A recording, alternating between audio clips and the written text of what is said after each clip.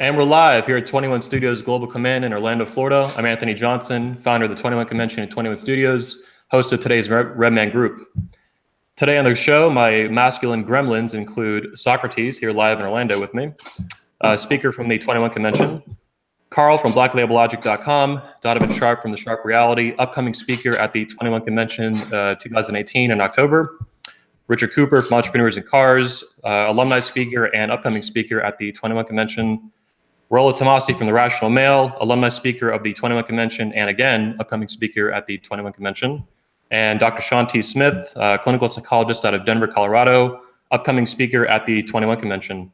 Gentlemen, thanks for joining me. Yeah, thanks for having us. Yep, good show. It's going to be a good one. Yeah, this is going to be pretty epic. Yep. So what's going on, guys, before we kick off in today's topic, which is understanding dangerous personalities in women? What's new in life and work?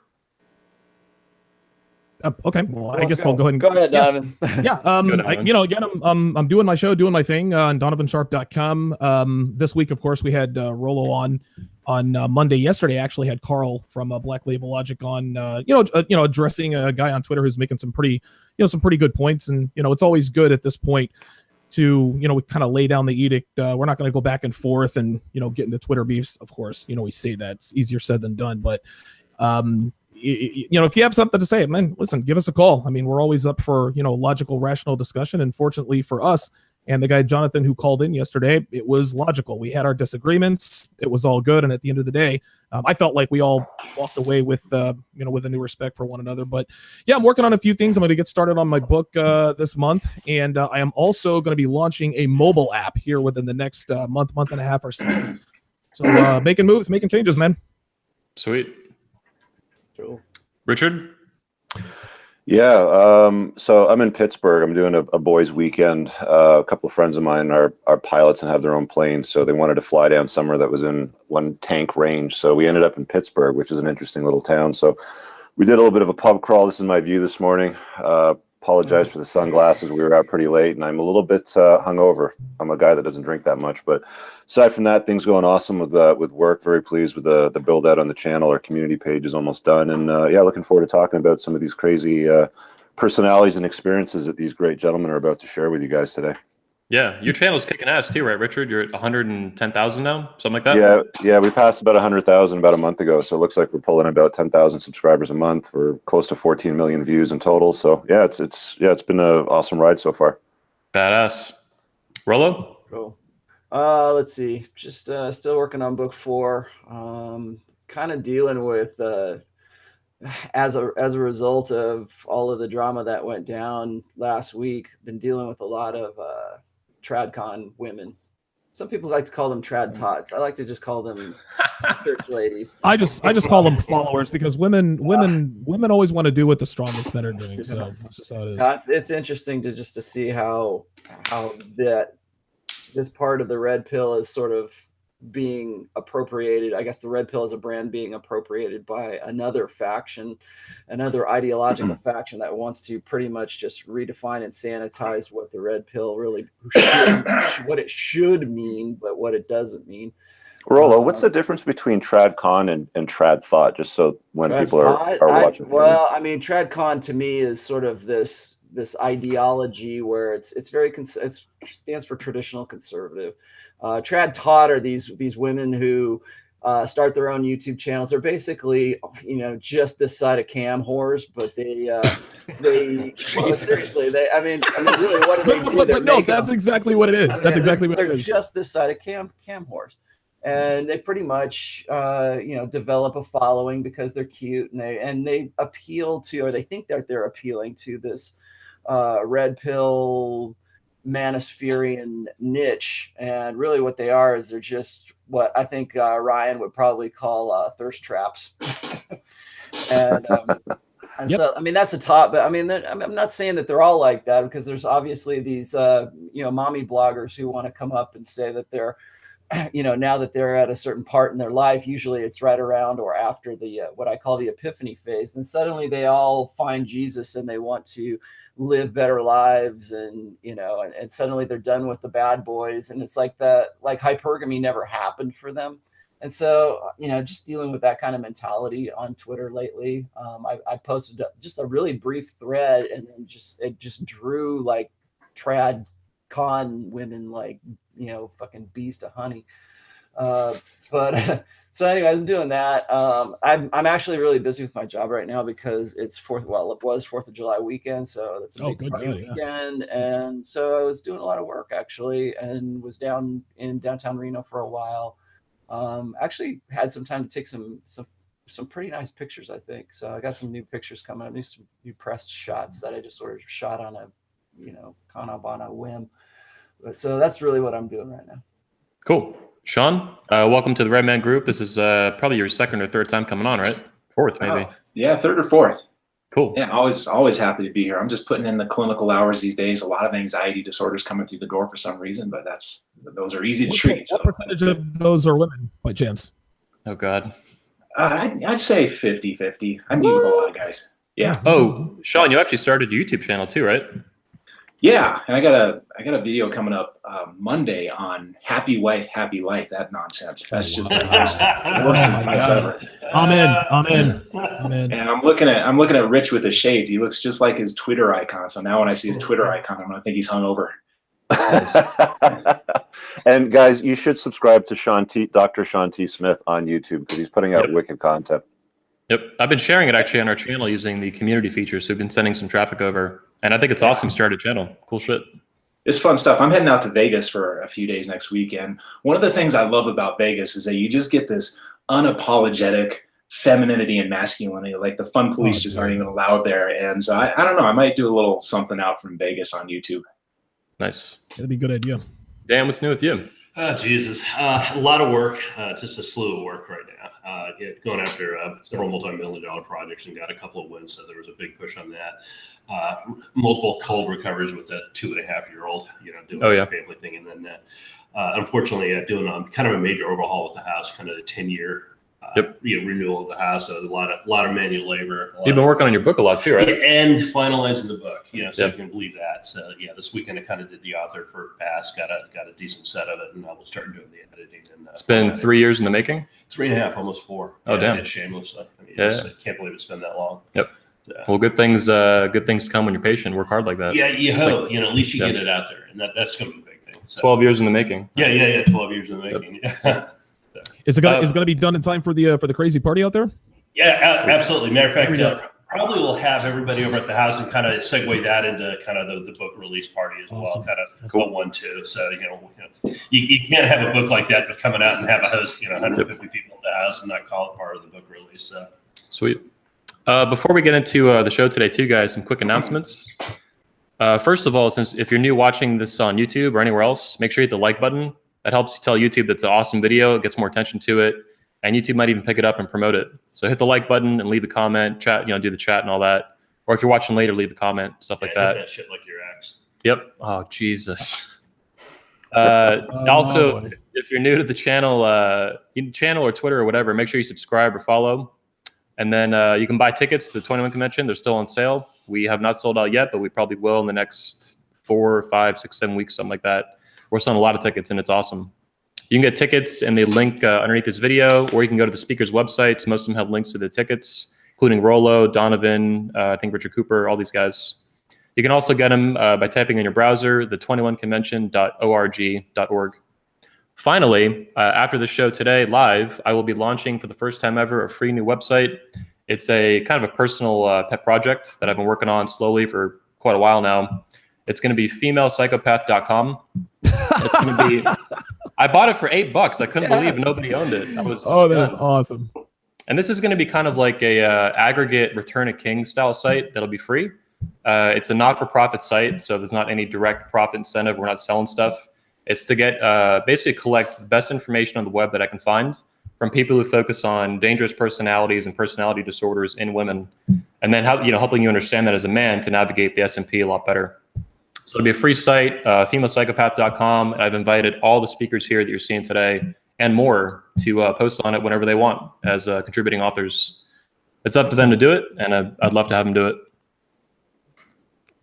With that said, let's get into today's topic of understanding dangerous personalities in women. Rollo, do you want to kick that off to help the viewers watching Sure. understand its connection to the red pill? Yeah, we're gonna have to, and maybe Sean can help me out with this a little bit. We're gonna have to define some terms here. I've been wanting to do this show for a while because I've been kind of on the fence about actually doing a Dangerous Woman show. Way back, I think it was in 2010, I wrote a post called Borderline Personality Disorder. And really, to my knowledge, that was the first thing in the manosphere that was written about borderline personality disorder. I didn't even know what it was for a very long time until I started, like people know that I used to, I double majored in fine art and psychology and behavioral psychology. And as part of my studies, I came across borderline personality disorder in the DSM. And I really kind of froze because I had gone through a situation with a woman, and if you read that post, you get a little bit more detail of that. For about 3.5, 4 years of my mid-20s, and it was really one of the worst experiences of my life. People want to, I think people want to, marginalize, I guess, the experience of dealing with a woman who has this. And I think a lot has been put out. Like I think I saw, what was it? Paul Elam recently has done a series of YouTube videos about borderlines, cluster Bs, NPDs, which is narcissistic personality disorders. And I think that there is a real want to minimize or marginalize the effect that this personality type has with guys. And so I really wanted to just sort of start off this by relating what our experiences are. In fact, when we get into the call-ins, I'd like to see if we can get some people who can, sort of relate their experiences with borderline personality disorders. I'll tell you the story about my experience here in a little bit, but I think really what we need to do is we sort of need to define terms here first. So, I mean, it's one thing to say that, a woman is a dangerous personality, or you've got a woman who's predatory. I think one of the reasons that there's such confusion about this right now is because the behaviors of a borderline personality disorder woman are just really, I mean, unfortunately, are really just amplified behaviors that we would expect from women today in just, average society. An average woman is going to display a lot of these characteristics and a lot of these behaviors, but certainly not to the extent that a borderline does. And I'm just going to use borderline as, or BPD as a general term right here. But I think that there's a lot of guys who want to just say, and I think Anthony can really speak to this as well. Is like, there's a lot of guys who just want to say, hey man, fucking man up and take it on the chin. And, you need to take responsibility for yourself for dealing with this woman. It's like, yeah, of course you do. But like when you are this, beta blue pill guy and you have this once in a lifetime opportunity to have porn star sex with a woman who actually takes care of herself and really wants to look that part, because that's what her personality disorder really kind of leads her to, because that's how she manipulates men. I think that, and we'll probably talk about this as well later on, I think that a lot of this blue pill conditioning, or this propensity to create these beta men, really sets guys up for this kind of personality disorder. And so when I'm watching like Paul Elam talking about, oh, you can spot a BPD from a mile away. No, you cannot, because when you are raised in a blue pill conditioning, you think your ship's come in. You really, honest to God, think that this woman is the one for you because she's everything you've ever wanted in a chick, and she fucks like crazy, and she's crazy in bed, and she's crazy out of bed. So I think I have a little bit, I think I have a little bit more empathy for guys who are getting out of this situation. But when I started writing in the red pill, I was surprised at how common this actually is. And that's why I wanted to have this show, so we could sort of just clear the air and say, you know what, if you got into this situation and if it changed your life in any dramatic fashion, I want to hear about it. I think that really just clearing the air here and just sort of sharing our collective experiences about this is really an important step. And then also, Anthony, your new site is going to be a very important step too. Yeah, I think it's necessary for the manosphere, and it's about time there's a site like that to aggregate all that information into a single site. Yeah, and I think it was really powerful when you actually went on film and actually discussed your relationship with the one as well. I mean, Yeah, it was pretty hardcore. Yeah, absolutely. I've one-upped it now with my recent keynote address, Yeah. but up to that point, that was the most hardcore speech I had ever given. I think we should certainly define terms first. So, like, Sean, what is the technical DSM definition of a borderline personality disorder, as opposed to a narcissistic personality disorder, or as opposed to a cluster B? Well, cluster B is sort of an old term for just the personality disorders in general. And there's the big three that everybody seems to be familiar with. There's antisocial, which is about 2 to 3% of the population, and it's diagnosed mostly in men, but that's probably because the diagnostic criteria pick it up more easily in men. It's probably closer to 50-50 men and women. And antisocial, if you're going to sum it up in a sentence, this is a person who sees other people just as a means to an end. And they can be very successful. They can be politicians, they can be CEOs, or they can wind up in prison. There's two ends of that spectrum. Narcissistic, about 6% of the population. And again, diagnosed a little more in men, but I think, again, that's because of diagnostic criteria. The diagnosis rates are about 25 to 50% men and women, half and half. I think it's closer to half and half narcissistic. And sum that one up in a sentence, that's someone who sees other people just as a means to making themselves the center of attention and the center of the world.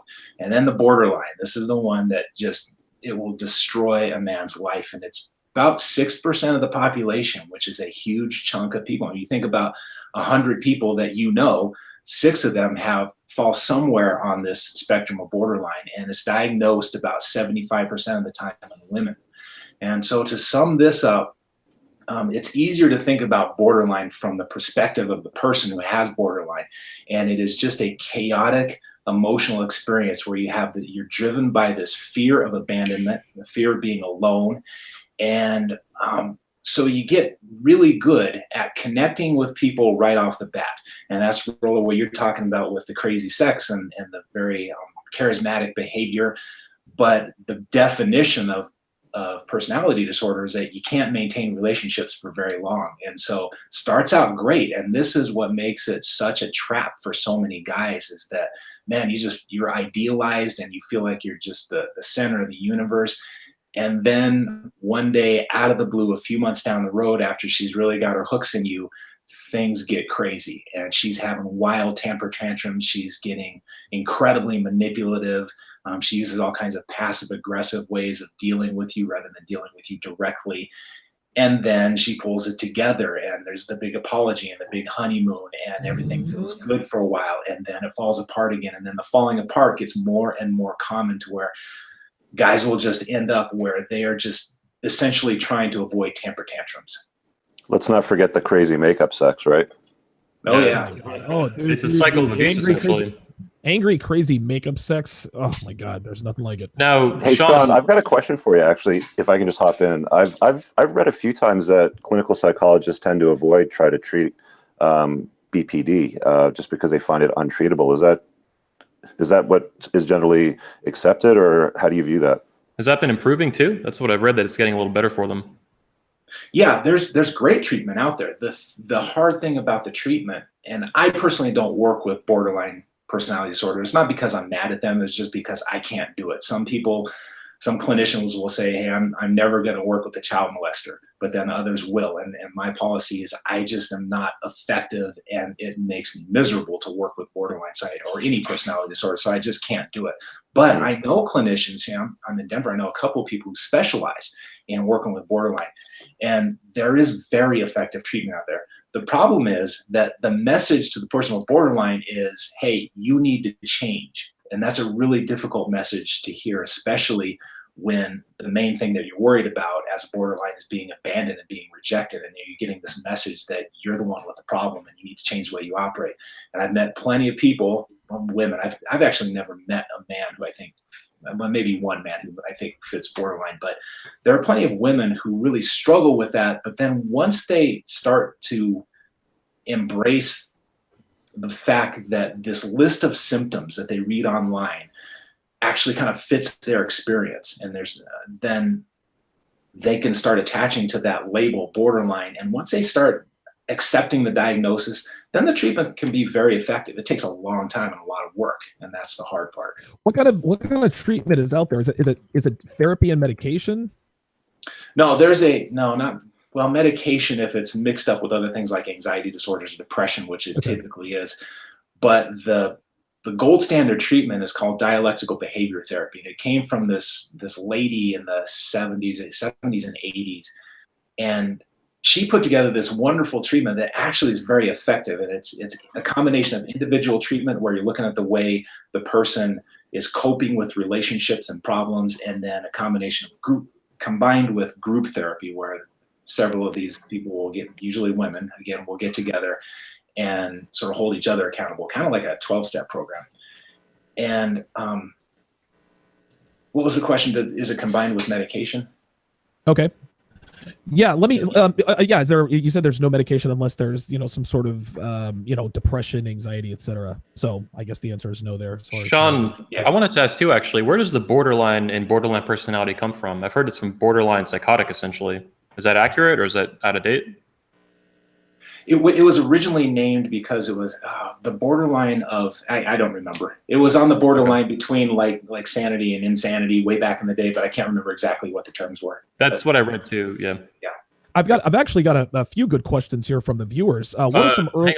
Hang on, Donovan. Before we get into questions from the audience, Carl, can you run through some of these stats on mental health disorders in women in general, independent of cluster Bs? Because you've done an entire series on your blog about this, right? Yeah, and that started with a post entitled "How Many Bitches Be Crazy," where I ran through.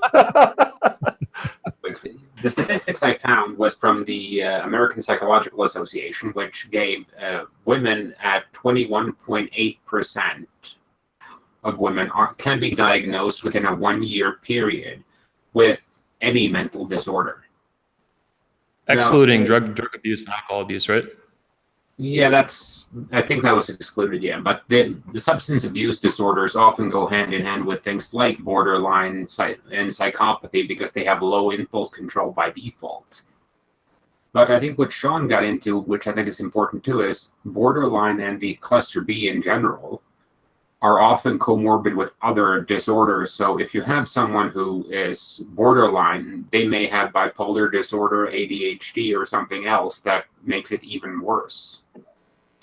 And the analogy I've used is if you play Russian roulette and you have one round in the chamber and you spin it around, you have about, I think it's a 15.7% chance of shooting yourself in the head with the first shot. If you go out to a random club and you hit on a girl, you have a 1 in 5 chance of hitting on a borderline or a woman with a mental problem. Fuck. Well, that is that's Russian not a borderline roulette. woman. Well, it's even worse because you have much better odds of not shooting yourself with the gun as opposed to hitting on the woman. Fucking hell, man. But it's a lot. But you have to be aware that it also has to do with diagnostic thresholds, which was one of the things I wanted to point out here, because Joe Navarro says this in Dangerous Personalities, that someone doesn't have to be at the threshold of you being able to diagnose them in a clinical setting to be dangerous or a handful. A person who has 3 or 4 of the criteria but doesn't quite fit the level to be diagnosed can still be very difficult to deal with and very dangerous. Yep. Yeah, he actually was a speaker at the 21 convention last year, and his talk will be on the channel fairly soon. His book's also right here, too, that Carl's talking about, Dangerous Personalities. I should also mention that Carl is actually the reason Joe ended up speaking at the convention, because Carl's the one who put me onto his work. So big thanks for that. He was a huge speaker last year. Retired FBI agent. To seeing it. Yeah, it's going to be awesome. I mean, we saw it live. A lot of us. Corolla was there. Ryan was there and stuff like that. I think Rich saw it too, right? Cool talking to the Yeah, guy. yeah, he was great. In between the talks, talking just specifically about that. Yeah. About obviously the body language and everything else. Yeah, he focused on body language. Yeah. I asked him to do a talk on dangerous personalities, but he was like, I want to do the body language this year. And that was kind of the interesting thing about the undercurrent within the convention was how much of that was going on and being shared at the convention, even though there wasn't anybody specifically talking about that, for the convention itself. But That's a good point. One of the major undercurrents of last year's and the preceding convention. Come to think of it, we actually haven't had a speech yet at the convention that focuses on dangerous personalities other than sort of mine. But let's get on to some other questions. Or Carl, did you have more to put in? No, go ahead. Okay. Yeah, Donovan. Let's hit some questions. Yeah, absolutely. I'm sure you guys are too. I'm just sort of manning the chat. One guy asked, what are some early signs of BPD? If she's sucking your dick within 5 minutes of meeting her, she's probably BPD. Well, then there are a lot of BPD bitches out there. Then I banged a lot of BPD bitches. Before the experts hop in on this, I'll say that one of the ones I pick up on now that I keep an eye out for is hyper observant. BPDs, in my opinion, they tune in extremely close to everything in your house, everything that you do. They'll be probably subtle about it if they're smart, but they're tuning into things way too close, above and beyond the average woman, because it's like Rollo said, their behavior is amplified to like a cartoon level. One of the things that I notice, guys, when it comes to kind of sniffing these women out is they tend to have abandonment issues. So I often look for daddy issues, daddy kind of ran off or mommy pushed daddy out of the house sort of thing. But that's usually one of the early signals that I find too. Yes, definitely. That was true for the woman that I was with. She had a really rough childhood and a history of sexual abuse, according to her. Anyway. God. Wow. Hated her dad, really hated her uncle because that was the guy that ended up sexually abusing her. But it's interesting how they throw that out there as sort of this, not really a warning per se, but just sort of as something that that they overcome. Like it's interesting how they say, oh yeah, I'm beyond that.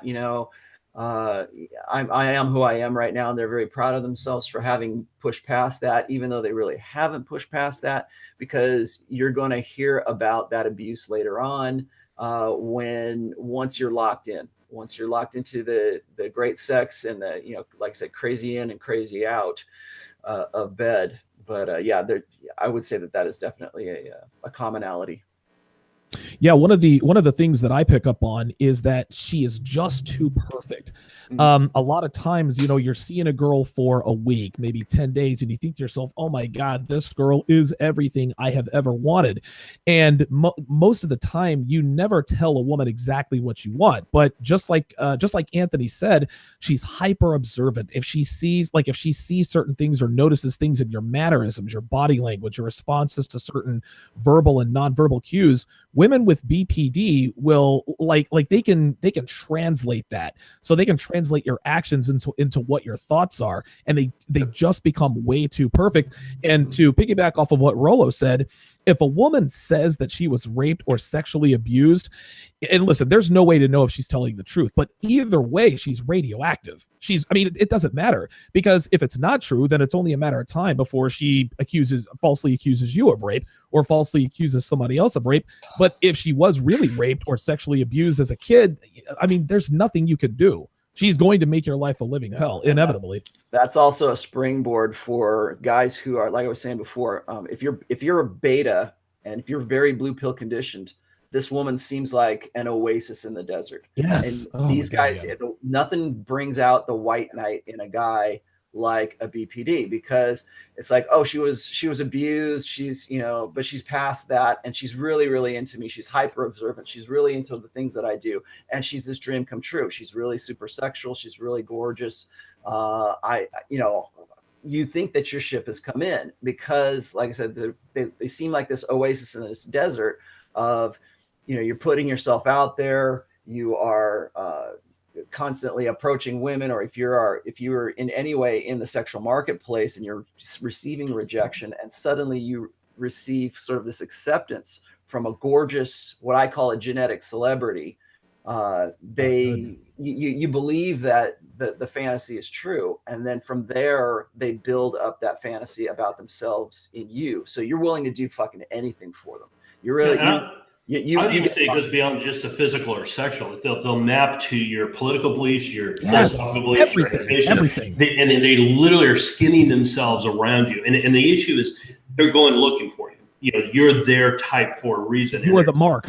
Yeah, well, it's not just a mark. It's a lot more than that. You know, there's a relationship between, you know, a codependent and a dependent. And when you're dealing with these personalities, like, they're looking for safe harbor in which they can operate, manipulate, and feel safe and secure in doing that, particularly if they have abandonment issues. And they're going to fortify that position. And that means initially building you up.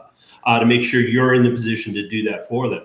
Of course, later on, you're going to fail. And it's amazing how that light switch goes on when you go from everything in their world to absolutely zero. And if not even worse. Yep. Sean, Yeah, like one of the things that they end up doing is they'll go from very, very hot to frigid sometimes, often in the span of a day.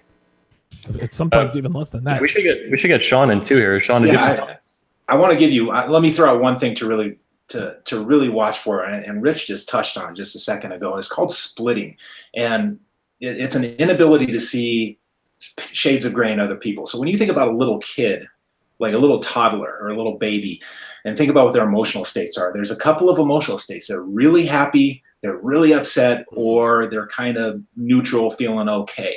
And as a person matures, they start to develop more subtle shades of emotions, and also they start to view the world in more subtle ways. Like, things aren't just all good or all bad.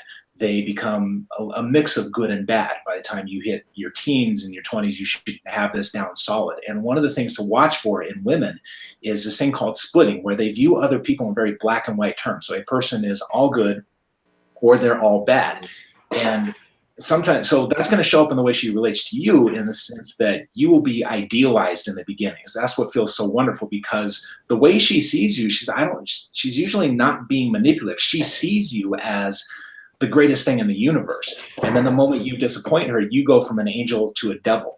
And so when you get this feeling of being idealized by a woman right off the bat, that's a huge red flag. But you can also see it if you look at the people around her, and the way she talks about her friends and her family and her associates. This person's good, that person's bad. My boss is great, my coworker's an asshole. This black and white, left and right, everybody's an angel or a devil. And you can also see in their history of relationships, if you get them talking, they'll start telling you about how this relationship fell apart, that relationship fell apart. And there's always a common denominator there that they're not saying, which is, for whatever reason, I suddenly decided to hate this person. And it's acute, and there are no, very limited friendship depths. They don't have lifelong friendships. Yep. They're cycling through groups of friends because they have to, because they absolutely particularly a lack of friends with the same sex. Yep. Yes. And isolation is part of the gig. Not only that, you'll notice that a lot of girls, and just look at their Facebook pages, if they're sloppy about covering their tracks. Anytime a woman just shows up, and listen, Vegas is notorious for this. Anytime a woman just shows up out of the blue, well, where are you from? From Cleveland. Well, what brought you out here? Family stuff. A lot of times, girls will try to leave their pasts behind to try to cover their tracks because they've caused so much wreckage and carnage. They're looking for a new beginning because the jig is up, whatever town they lived in. So they're looking for sort of a new, fresh host where people don't know who they are. So if a girl has sort of a lack of history, doesn't really talk about family and friends, just like Socrates says, no lifetime friendships, that would be a red flag for me. And what's amazing is they'll actually tell you. If you ask and sit down, and not just sort of like, oh, you're raped and how is that, but to actually continue that conversation along and then measure that, they will absolutely tell you. I've always been stunned at how much I just ignored the sign that a lot of times was literally draped across a woman's chest of not picking it up. And I always took that on my responsibility, because that's something that I did, is I didn't see the sign. And my life improved when I recognized the sign and rolled the fuck out. You mean the screaming narrative, you call it too, right? Yeah, absolutely. Screaming narrative. I spot it, look for it, and then avoid it. Yeah. Well, I was gonna say, I guess I'll just go ahead first here. I saw the question in the chat about, it's like, it sounds like this is normal female behavior. Unfortunately, yes, you're right. It does sound a lot like normal female behavior, and I think that's one of the reasons why it's difficult, and we need shows like this, and we need this sort of group understanding, because it seems like, well, this is just how crazy bitches are. This is just how a crazy woman is, and unfortunately, in this day and age where we have conditioned women into this sort of entitlement ideology, where we have conditioned women to think in, as if they're like super deserving of something, and that everybody, in an age of like Me Too, where everybody's supposed to believe them about everything. Yeah, it's really hard. And that's one of the reasons why I was kind of, I don't want to say I was upset with the guy, but I was just kind of like looking at some of the stuff from Paul Elam, and, granted, the guy, he came up with some pretty good stuff. But I don't think it is as easy as he would like to make it out to be to spot this, because in this day and age, yes, seeing this kind of behavior and understanding the difference between, just regular average women acting and the way that a BPD woman acts, that's what makes it so difficult. That's what makes it, that's why guys get trapped up in this. I'm sure that like when Anthony was, meeting his BPD, I'm just going to call her Medusa for right now. I'm sure that you thought your ship had come in. I'm sure that you thought that this was going to be the one for you, or the great, the great love of your life, because here she is, and she looks like a porn star, and she's fantastic in bed, and she that agrees actually with you, and that was the case in some ways and not in others. For example, she didn't have plastic surgery till about 2 years Yeah, in. and that's a big one. She didn't have it initially. Yeah, so that wasn't there. And I actually banged her friend the day after her. Yeah, baby. There you go. The joke's on you, Medusa. I remember actually talking to Socrates a couple days later on the phone, because I had the option to like bang her friend or Medusa again, because I banged both of them at this point without knowing for certain that they were friends yet. I found that out about a month later.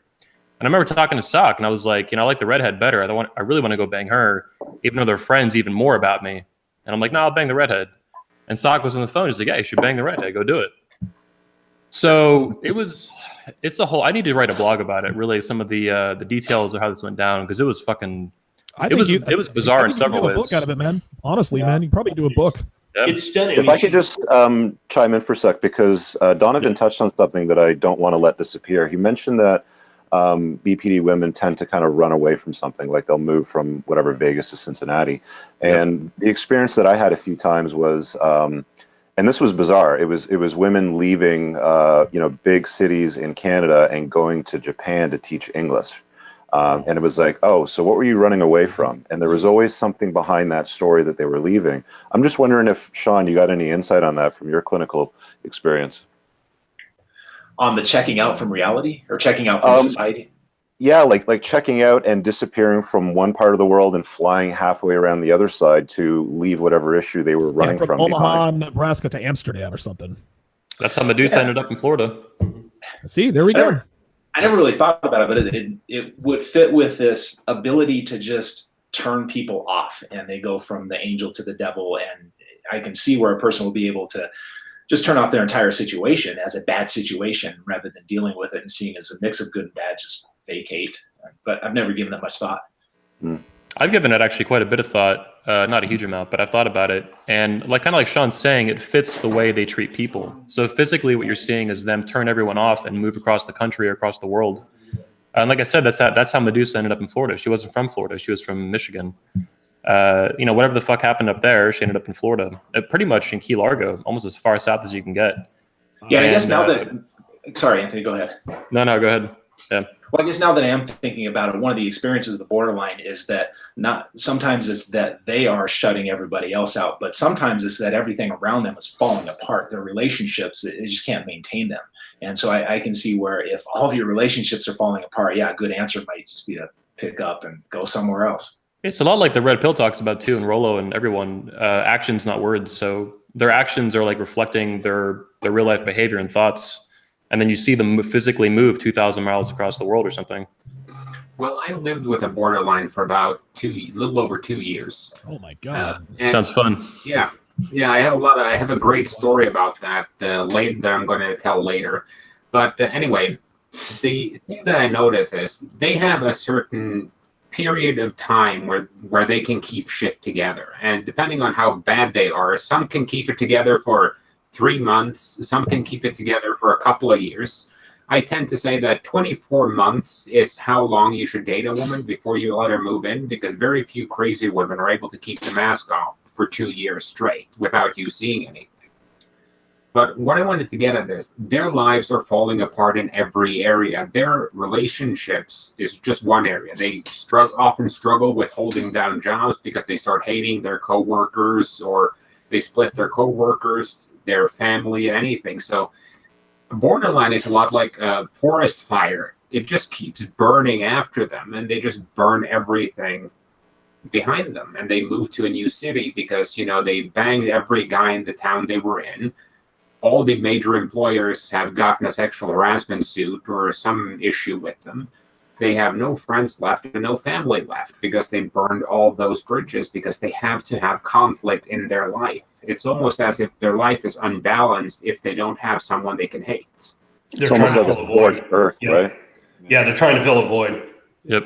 Yeah. Well, I was And they do it with drama. Let's get rolling. Yeah, I was gonna say, I'll just quickly relate what I went through. And this was back when I was in my early 20s, like 23 years old. And I think that the borderline that I was with, I met her at the community college that I was going to at the time. This was sort of in my rock star 20s, and I was really as alpha as I had ever been at that point. And she brought me down to a state where I was certainly beta, if not gamma, or I didn't even know what the hell the proper Rolla was a gamma? terminology. Yeah, exactly. I mean, I was like, it just incrementally went along, because here's this woman who was very, very good looking, very sexual, really kind of my idealized, pretty little blonde with a perfect ass, and was, would wear the lingerie for you. And which was interesting because like up until that point, I didn't have any trouble really picking up on women at that point, because I was, like I said, a lot of social proof. I was a semi-professional rock guy in Hollywood at the time. I didn't have any trouble picking up women. But when I saw her, there was just something about her, it was just the way we were connecting, it was the I guess. And then here's the other thing, is like I was used to really easy sex back then. I was used to being able to go to a club and play a gig and go home with my choice of women that particular time. Now with her, it was different because she held out. She's like, she didn't want to have sex right away. She was trying to, to sort of spoon feed me a little bit to keep me on the hook, but not to push me away. And then when we finally did have sex, then it was fantastic, crazy good sex. But then after it, it's like she made me feel guilty that we had had sex, because she had that background of, of course I didn't know at the time, but she had the background. That's when she springs on you, I was abused by my uncle, or I was, I didn't want to do this. I'm trying to live a better life kind of thing. And then would go from that, guilting you for her problems, to going back to being super sexual again. So it was like this hot, cold kind of thing. And then, so after a while, I think we already touched on this, a BPD, including mine, will isolate you from your friends. I mean really isolate you from the stuff that you love to do. Anything that doesn't revolve around her, anything that isn't about her. If you're, and I'm a guy with a lot of interests and a lot of hobbies, and so I had to give up so much stuff just to float that relationship, to keep things going, because anything that I would be into just by myself became a threat to her, because it was keeping attention away from her. And she hated my family just like almost immediately. And so wanted to separate me and pull me away and isolate me from my family, certainly isolate me from my friends. She herself only was dealing with her mother, who was also very, very psychotic. I think we were talking about how this is a heritable condition. I'm fairly certain she got it from her mother. And then it got to the point, I got you beat, Carl. Sorry, I was about 3.5, almost 4 years. And this is in my mid-20s. And this is one of the reasons why I made such a big deal about this on The Rational Male, is because I really invested a lot of my prime growing years in my 20s. I got sidetracked. I got tar pitted by this BPD, because I couldn't figure it out. I didn't know what was going on. And I was still, although I was alpha when it came to going and picking up women, I was still very blue pill conditioned. And so I still had that idea that I wanted to I wanted to make it right, and I wanted to have a really good relationship with, in a long term with a woman who was just like her, of course, because she really got me and she really wanted to be with me. But then tacitly she's isolating me from my family, and she's really just it got down to a point where I'm just seeing her all the time. It was go to work, go to school, and see her, and that's all. And I stopped playing in bands. I stopped worrying about myself. I gave up on myself because I was always trying to figure out how to make her happy, how to content this person, and to find some way to get her back to that high, like Sean was saying, to get to. In some ways, I think it's a really kind of like a manic depression kind of situation, but she would also get very, very, crazy jealous of anything that wasn't about her. And God forbid, we would be out somewhere or even just seeing a movie or going to a restaurant and an attractive woman would walk by, and my eyes might just shift to slightly to the left to check this chick out. And that was the end of the night. That was like, oh, you want to fuck her? And, it was just this crazy. Jealousy of like I've never even. Now, of course, the red pill response would be, well, yes, I do.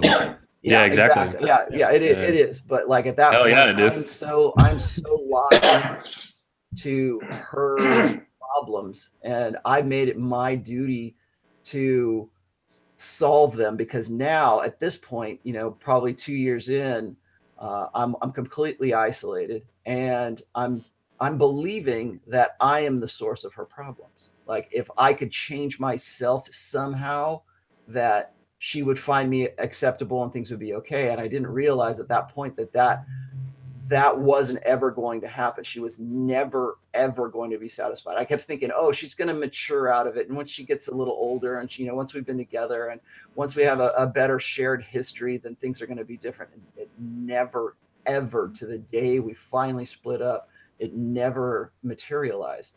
And then of course, later on, she starts cheating on me and telling me it's my fault that she's cheating on me. And it's always about whoever is the victim or the host organism, I guess. And again, like when I finally got back into college, because I had pretty much given up on myself and given up on any ambition, because my highest goal was just to make her happy. I finally got back into college, and I finally started making myself my own mental point of origin. Yet one more reason why I say that's very important. Yep. But, Rollo, you just basically described the 6-year relationship that I had in my 30s. And here's the thing. Damn. How common is this? We're having this show. I posted the link to my essay in the chat. It's crazy common. And everyone in the chat is like, yeah, you're describing my relationship. Exactly. And so you want to say, well, how do you separate this from the average woman? That's how you separate it. And to the point where it's like, even after she cheated on me, I'm thinking, well, it must have been my fault. Why am I such a schmuck because she cheated on me? And so I'm building it into myself that I am the source of her problems. And if I could change myself to make myself more perfect for her, then it would change the relationship, and then I will be happy because I've made her happy. And so I had a lot of the same experiences with Medusa, Rollo. But my personality, I guess, and experience with the purple pill and the pickup stuff, it put me in a position where I was still willing to go along with all of this, but then I would be very, very resistant to it. So for example, when I found out that Medusa was cheating, I knew how big my dick was statistically. So I found out, I'm like, well, you must have been fucking guys with smaller dicks. And then I was like, you must be fucking retarded. Well, Anthony, before you kind of go down that path, I think it's important to frame exactly what Medusa was up to during the entire period of time. We did a talk on my channel about how to spot a female psychopath, but it's more than just cheating, right? Like, tell everybody what all happened briefly.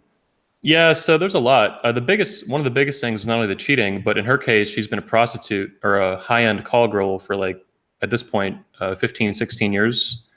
And I had no idea that was going on before the relationship, during the unofficial marriage, anything like that. So that was a lot of it. The lying was, I found out, rampant, compulsive, pathological. She lied about a lot of stuff constantly. Things like high level, obviously cheating and prostitution, but also little stuff. Things that you wouldn't even see a normal person lie about because there's no fucking reason to lie about it. So lying about things compulsively because it's not within their control, in my opinion. There's some other stuff too that I've talked about privately with you guys. Some violence that was not directed at me. I don't want to get into it too much because I don't have evidence of it. But there was some, and when I figured that out at the end, it was beyond startling. Also, I found a huge knife hidden behind the wall, and I ended up calling the sheriff's department. Sock was on the phone, and there was like some blood on it, some like rusted over and stuff like that. I never actually knew if it was hers, but she had owned that. She had been in that house for years. Yeah, this is a large-scale Bowie honey knife concealed in a wall cavity, specifically inside of a closet, down lower right. Absolutely addressed to be concealed. This is this was not just sort of, hey, I've got something put over here in a night drawer. This was intentionally concealed. I was actually on the phone with the sheriff's department, and I said that I'd found a murder weapon hidden behind the wall, and they were very startled. Like, why do you call it a murder weapon? I'm like, well, why else would you hide a giant knife behind the wall with blood on it? Like, yeah, right. So that actually is still in their possession, and I had to give like a statement on it, and swear under oath and stuff like that. So there's a lot of little stuff like that. And you can also watch the video on Richard Cooper's channel that we did. I did it with Richard, just how to spot a female psychopath. And I gave a speech on it, Marrying Medusa. That's also on YouTube and elsewhere on the web. You can check out. So I want to jump in on this because there's a theme here in the conversation, and it's really easy to be angry at borderlines. And I know because I've been very angry at some borderlines in the past, but it's more effective, I think, to understand what's going on in their head. And a lot of what you guys are talking about, like Rolo talking about giving up his life to make her happy, and the violence that you're talking about, Anthony, it all falls under this category of emotional regulation. And part of the borderline experience, which is a really incredibly painful experience, is just this tremendous, chaotic, emotional turmoil that's going on all the time. It's very difficult to manage, and that's where a lot of their behavior comes from. And so one of the ways to manage that, and incidentally, you see this on a large scale on college campuses right now, is I can't manage my emotions, so I'm going to manage your behavior. And hopefully me managing your behavior will give me a calmer emotional experience. And so all of this stuff that you're talking about is geared toward managing your behavior in an effort to manage the emotional state. And that's interestingly the thing that you see on the college campuses. Like, I can't tolerate your ideas and the emotions that they bring up in me, so I'm going to shut you up. Well, but when you say manage, though, you mean control, essentially, right? They want to control your behavior. Well, they want to control your behavior to manage their emotional experience. Yeah. Yep. Yeah, and I've thought for a while that so I do see what you're saying too with the anger, and I did feel angry for a long time. That has dissipated significantly since the 2.5 years since my break with Medusa. And I've come to understand that if she was born with these things and had a shitty childhood and was abused, egregiously as a child, that's not her fault. But I also still hold her accountable as an adult to not, even with personality disorder and stuff, to not make these decisions. Yeah, absolutely. And that's part of the treatment is developing that accountability, because that's one of the major pieces that's missing. But as far as looking for warning signs in a woman, it's that you watch her behavior. If she's controlling other people's behavior, then there's a really good possibility that she's trying to manage her own emotional experience. It's not the only explanation, but it's in the top 3 probably. So they're basically like offloading their own emotional instability to other people through control, if I'm understanding that right. Yeah, because their emotional experience is just too painful. Okay. Yeah, that makes a lot of sense. Here's a question. Go ahead. No, I just wanted to piggyback on what Sean was saying about controlling other people. And I think that's one of the situations where you want to be really observant, because one of the things that happens is if someone, every time you cough, for instance, punches you in the shoulder, then you'll start to, over time, you'll start to be hyper aware of your own state, so you can kind of close yourself down so you don't cough and get punched in the shoulder. And this is what the borderlines do, because the tantrums and the reactions to your behavior are so violent that whenever you get one, you become hyper aware of what caused it, and then you avoid doing that, and you end up with a smaller and smaller and smaller box of behavioral things you can do. And one of the things that you have to do afterwards is you actually have to relearn that it's okay to disagree with people. You actually find yourself having adopted a bunch of habits, not because they're productive, but just to keep her reasonably calm. Yeah, really well said. And one of the things I throw in a little story here, which I call the time I almost got stabbed when I was brushing my teeth. And that was, I'd found this technique that they recommend called gray rock, which is you don't give the borderline any form of feedback on their negative behavior. You just ignore it. You act as if it's not happening. And she woke up in a mood that morning, and she started in on it and started to try and provoke me. And I just decided, okay, I'm not going to give her a reaction, period. So this entire day, no matter where I went, she was after me, and she kept picking and wanting to have a major fight. And then at the end of the day, I didn't even talk to her. I just acted as if she didn't exist. I walked into the bathroom and I started brushing my teeth. And I feel something cold against my back. And she's standing there with one of the kitchen knives kind of poking me in the back and going, hey, I've been trying to talk to you all day. Either respond to me or I'm going to stab you. Oh, wow. Damn. Yeah, that was the worst thing is I stayed for 2 months after that. That's the worst part of it. Wow. Yeah, let me talk to you. Oh, man. It's just so amazing that men can have this knowledge and awareness and still walk into the fucking slaughterhouse for another 2 more months, right? That's the power. Listen, that's the power of pussy. Like, if we're gonna, take all the psychological stuff, I mean, listen, man, pussy's a powerful thing, especially for men who don't know. Well, they're really sick in self-sacrifice. I was raised on that shit. Sure, right. But in the home, in the military, in architecture school, self-sacrifice. That was one of the things too I mentioned in my speech about marrying Medusa. Was I'd adopted the philosophy of objectivism years before I met her, and she did try a lot of things. Specifically, Rolla was getting at. I know exactly what he's talking about. Basically, they're eating away at your soul. It's very loose science, but that's kind of how it feels. But for objectivism, the philosophy of it from Ayn Rand, teaches you to not self-sacrifice explicitly and brutally, so to speak. And so even at the end, there was a point where she said, you never sacrificed anything for me, right to my face. And I was like, yeah, that's absolutely right. What the hell do you think I was going to do? We were arguing, but I'm like, yeah, what the hell did you think? Like, if this is who I am, this is public knowledge. We've had Yaron Brooks speak at the convention. So it was a lot of what Rolla went through, but it would get like this very harsh, almost sociopathic pushback from me, not understanding what I was dealing with, just almost like confused. Like, why the fuck would this person even ask me that question, knowing my philosophy, knowing how much I care about it? And she claimed to have read and loved Ayn Rand, The Fountainhead, all of that. And there's some truth to that. And she exaggerated, but yeah. And she did. No, she did read The Fountainhead. I found evidence in her email. When we were still together, she gave me access to her email. And I was able to see emails about The Fountainhead, how much she loved it with her mother and stuff like that. Okay, I knew there were certain things where she got basic storylines completely. Basically, she was obsessed with the personalities Ayn Rand would make, the fictional characters, but she never understood or cared about the philosophy at all. So she was all about the power that the characters had, from The Fountainhead, now the Shrug. The fictional character rather than the philosophy. But the philosophy didn't give a flying fuck. And this is actually very common about people with personality disorders. They're attracted to objectivism. Knock on wood.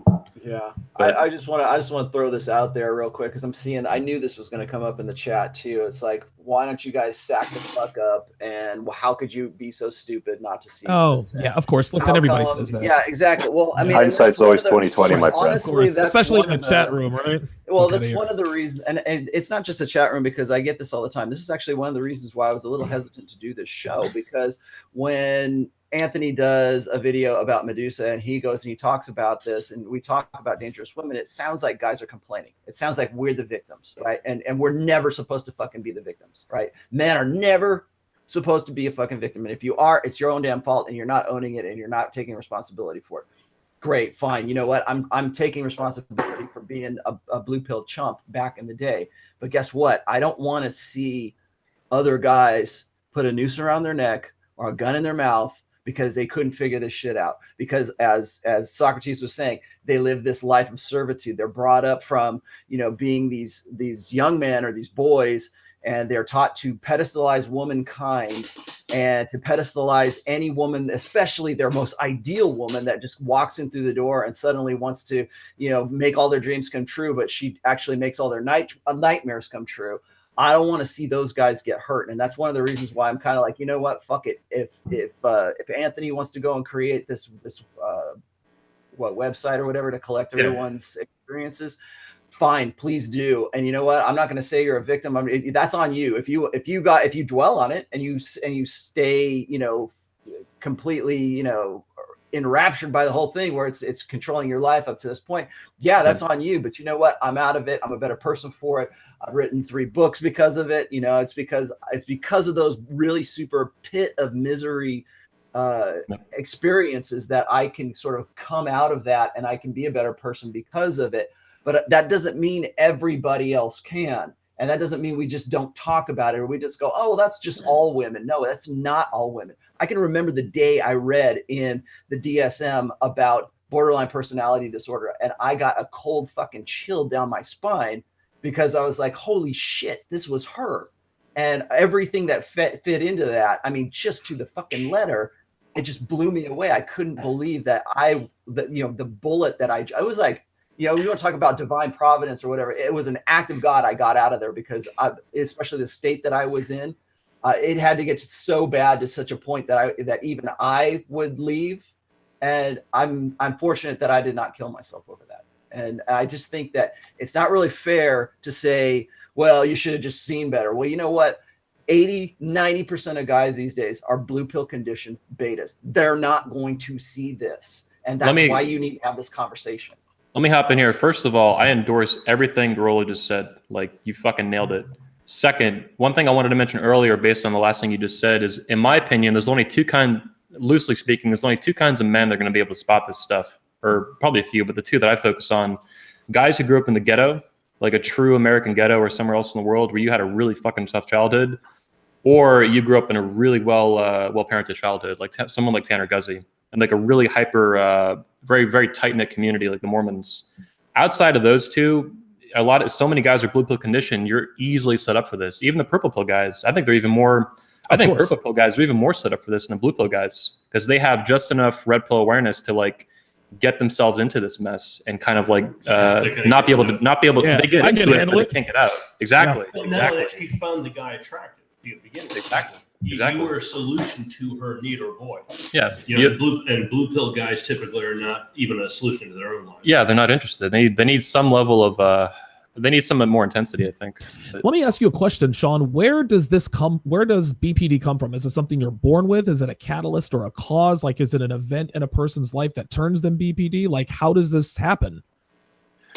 I think everything is nature and nurture. We want to break it up into one or the other. And with these types of personality disorders, there's some evidence that antisocial personality disorder, you just got it or you don't. It's a biological thing. With borderline, in my experience and a little bit of research that I know, it's a predisposition. I mean, somebody can grow up in a perfect environment and still end up very borderline, or you could have somebody who's sort of on the borderline where they have the predisposition, but it's the environment and it's usually trauma that kicks it off. And I would guess that that's the more common scenario. So you're saying that if you are genetically predisposed to BPD, it would take maybe a traumatic event to sort of, I guess, set this off. Yeah, a lot of times of times they have a history of just some ugly trauma, being abused as children and so forth.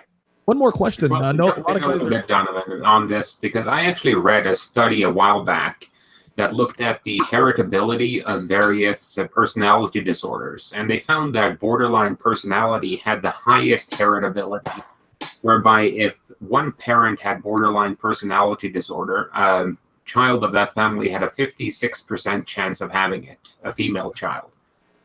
Oh, now, I don't know for the exact study, but I'll find the link if someone wants it. But I think it's, if you have the biological disposition and you grow up with a borderline mother, you will have both nurture and nature in a beautiful, perfect storm of how to create a crazy bitch, because her mother's behavior, she mirrors on her mother as her role model. Plus, her mother will create chaos. Plus, a little known fact is that borderline women are often attracted to extreme narcissists and psychopaths. So if you take that if you have a borderline mother and a psychopath father, well, if there is a case for eugenics, that would probably be it.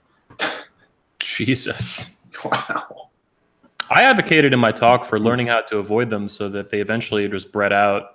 But they're free to keep breeding with each other, of course. But I don't think they're attracted to each other. I think they're usually repelled.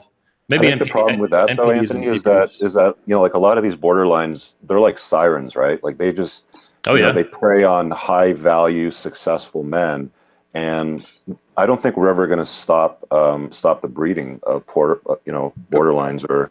Probably not.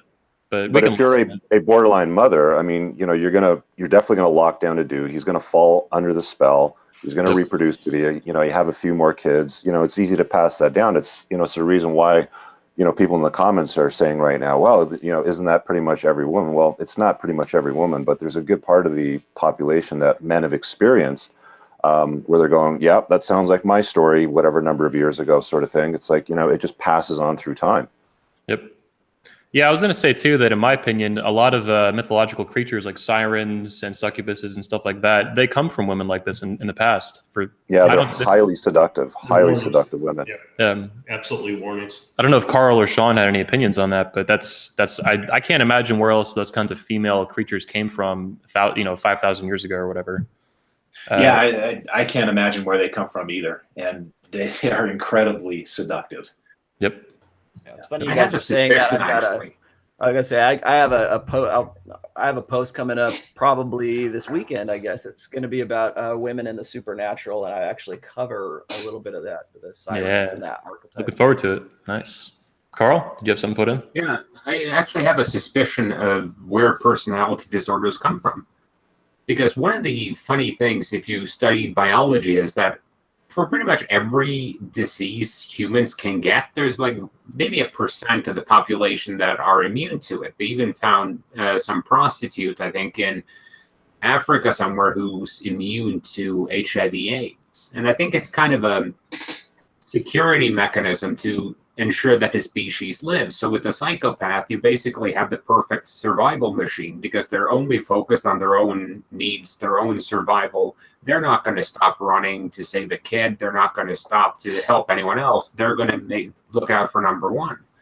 And with borderlines, I think you kind of have you don't notice it until you've slept with them because they're kind of hypergamy and on overdrive. So these are women, they have notch counts in the quadruple digits. Yeah. I mean, there are notch counts in astronomical numbers because a guy will sleep with them. And, you're not that hard to ask. Like if a woman really goes after you, you're not going to ask any questions. You're going to be like, oh, great. Then make my night easier. And that's not a problem for them because men don't discriminate that way. And maybe on some level, that quick mating, bonding, discarding is a useful survival advantage in some situations, like in wars. This is why I think that females with borderline do more damage widespread than men because pussy is more powerful than dick, right? Like men will fight for pussy harder than women will fight for dick because it's just more plentiful. I mean, what are your thoughts on that, Sean? Well, dick is cheap. I mean, it's everywhere for women, right? Let me see this too before Sean hops in. So Richard mentioned earlier the tornado cocks from my experience. What he was getting at is that Medusa and I had sex in some form almost every day for 4.5 years. In addition to that, she was cheating. In addition to that, she was in some frequency escorting, essentially. So it never occurred to me having sex with her every day somehow that she would also take the effort to cheat and be a prostitute, triplicate here. It's just a hypersexuality that like I feel I'm pretty high up in libido for even a 29-year-old or whatever, but it's just like, damn, like you really went after, and that's because they amplify, like Rolo was saying, they're amplifying female behavior to like cartoon or, super high levels. Yeah, Sean? Femininity is a powerful thing. It really is. Yeah, and Donovan, I think you're right. I think that the qualities that you see in a borderline from the outside are much more attractive to men, especially the blue pill white knight. Like there's somebody that you can really relate to and key in on. But those same qualities, when you have them in a man, they're not so attractive to women. That sort of coming on strong and hypersexual and idealizing right off the bat. That's kind of a turnoff. Right. But at the same time, though, we see the converse because if you look at the studies on this, men with narcissism and antisocial personality disorder are much more sexually successful than normal men by a partner count. No, I agree, but the most sexually successful man is not having nearly as much sex as the most sexually successful women. Like the hottest guy is not sleeping with nearly as many women as the hottest girl is sleeping with men. Like women are always going to have notch counts, 7, 8, 9, 10 fold than men. Yeah, and those external markers for things like antisocial personality antisocial and narcissistic, those tend to be the things that women are kind of drawn to, that confidence, that man, like, I expect the world to go my way. Dark triad personality traits, essentially. I'm just wondering if we can switch gears, guys, over to some of the other dangerous personalities that Navarro talks about in his book, like instability, for example. I've got a couple of callers on the line. If we want to take those, if you guys want to go ahead and get started. Yeah, we should probably. I mean, sure. Yeah, go ahead. Let's just get into those. We've been talking for a while. All right, cool. Yeah. We'll run our mouths while they're on the line. Area code 612. You're on with the Red Men Group. Go ahead. Hi, can you hear me? Yep. Oh, very good.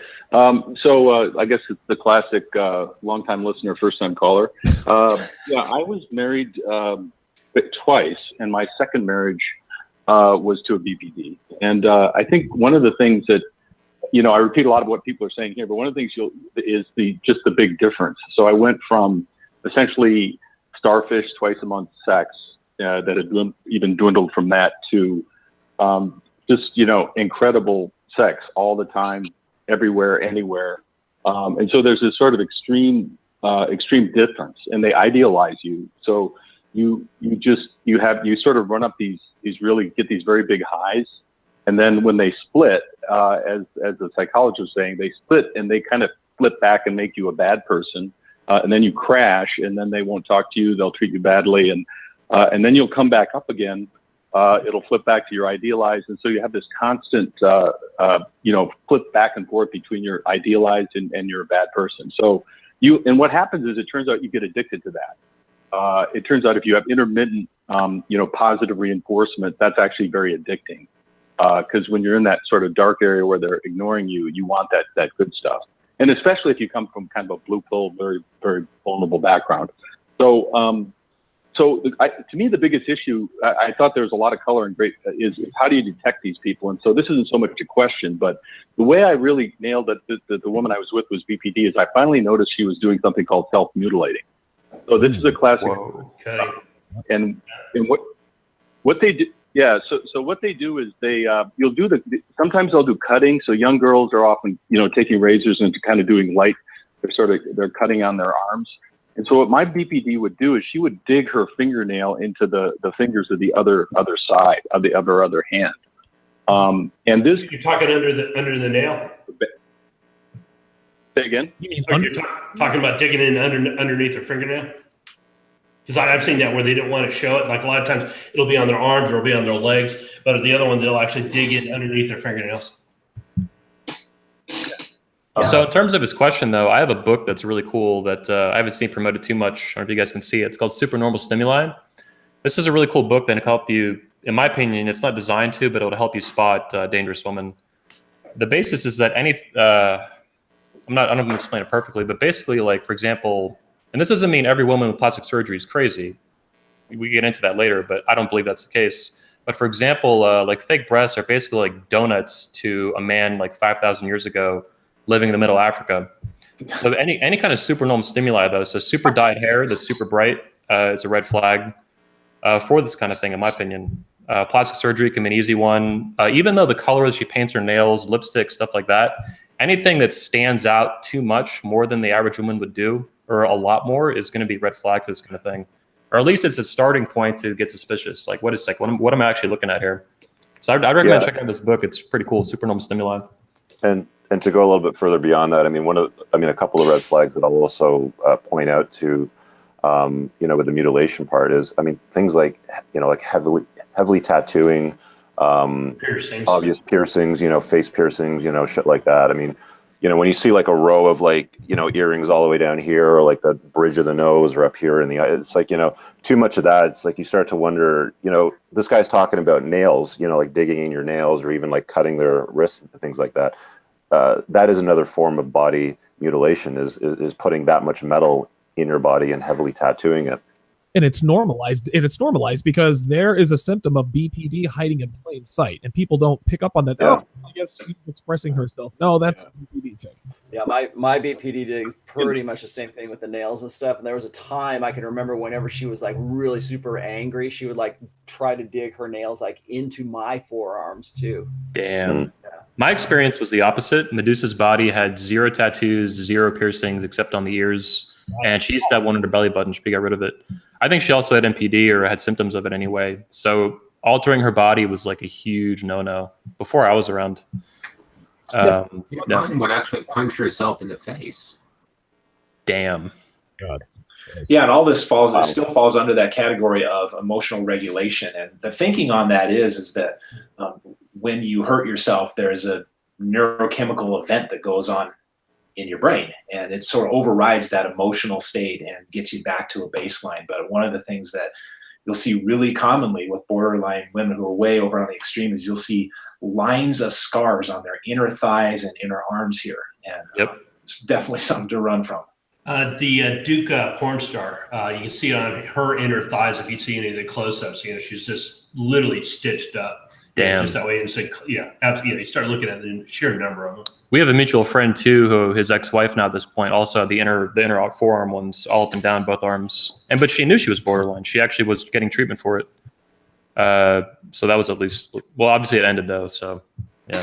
Well, one thing I want to say about treatment is that a lot of borderlines are never diagnosed, even though the clinician knows that they're borderlines, because a lot of insurance programs won't pay for personality disorders because they're viewed as not being fixable.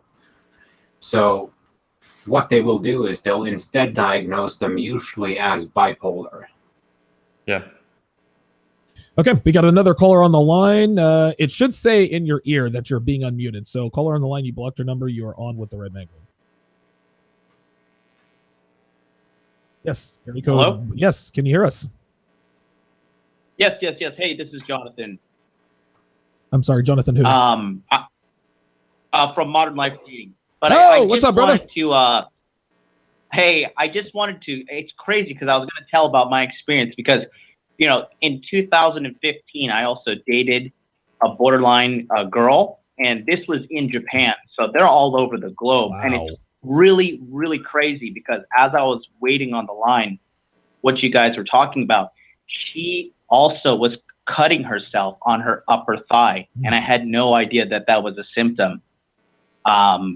So I would just say, like, I knew getting involved with her that she was bad news, but she still roped me in. Like, even I was experienced. So I would just advise all guys, like, what's going on in this chat is like completely legit, and avoid these girls at all costs. Welcome and chuck him. Yeah, it sounds like he what he looked at was alarming, but he didn't know what to make of it. And I can relate to that if that's kind of what was going on in his head. So you see it and you're like, what the fuck is that? But if you're not a psychologist or an FBI agent, you're like, what the fuck is this? Like, and then she sucks your dick and then it's all over from there. Yeah, exactly. There you go. Yep. Well, I mean, the thing that you got to remember is just keep him at arm's length. I mean, you're not going to wife him up. You're not going to marry him. You're not going to put a bun in the oven. I mean, learn from it, experiment, and move the fuck on. Carl has a great saying with this. Carl has a great saying with this. Well, it's up to you, the individual, but you sleep with them, but you don't fall asleep with them. Ooh, right. Very good. I like no, that. I'm not saying that's like Anthony's better, because Anthony had a great response to a lot of the guys who respond, well, if she's BPD or NPD or ASPD, it's just because you're not alpha enough. You just need to up the alpha. More game, more red pill. And Anthony responded very well to that no amount of cat whispering skills make it a good idea to pet the wild bobcats. Exactly. Yep. I just want to touch. Can I just touch on this real quick? Because we got this really good question, and this guy was saying, so after the proliferative phase is over, he's referring to ovulatory shift here, and women have more need for beta instead of alpha needs. Does that change BPD behavior? I would say yes. Especially now that I know a little bit more about ovulatory shift, and I understand there's this this want for crazy sex while a woman is ovulating and looking for that more masculinized features and dominance in man. prior to ovulation. And then, I don't want to get too deep into it. Everybody has probably heard my hypergamy speech before, but like in that shift phase when she goes from being super hypersexual to being insecure and being very meek and demure, I would say that there is definitely an aspect of ovulatory shift that plays into BPD behavior. So yeah, I would say that there's definitely a link there. And per Rolo's point earlier, and with that, in my experience, my BPD was literally an escort, so she got her beta bucks in cash. I mean, fuck getting it like through sugar babying or like some shit like that, or gifts and shit. Just straight fucking cash. Well, she even said that the money was a form of keeping score. Yeah, probably. I mean, literally, it was a measurement system. It wasn't the sex. It's validation. Yeah, validation and a way of keeping. Here's score. What I'm worth. Yeah, she had that command. Yeah. That rate. Yep. Okay, area code 325. You're on with the Red Man Group. Go ahead. Hey, how's it going, guys? Doing good. So one of the things that I really love about this whole community is that like you'll learn about something that you never heard about before, and you'll know exactly. You'll like, oh man, I've experienced that.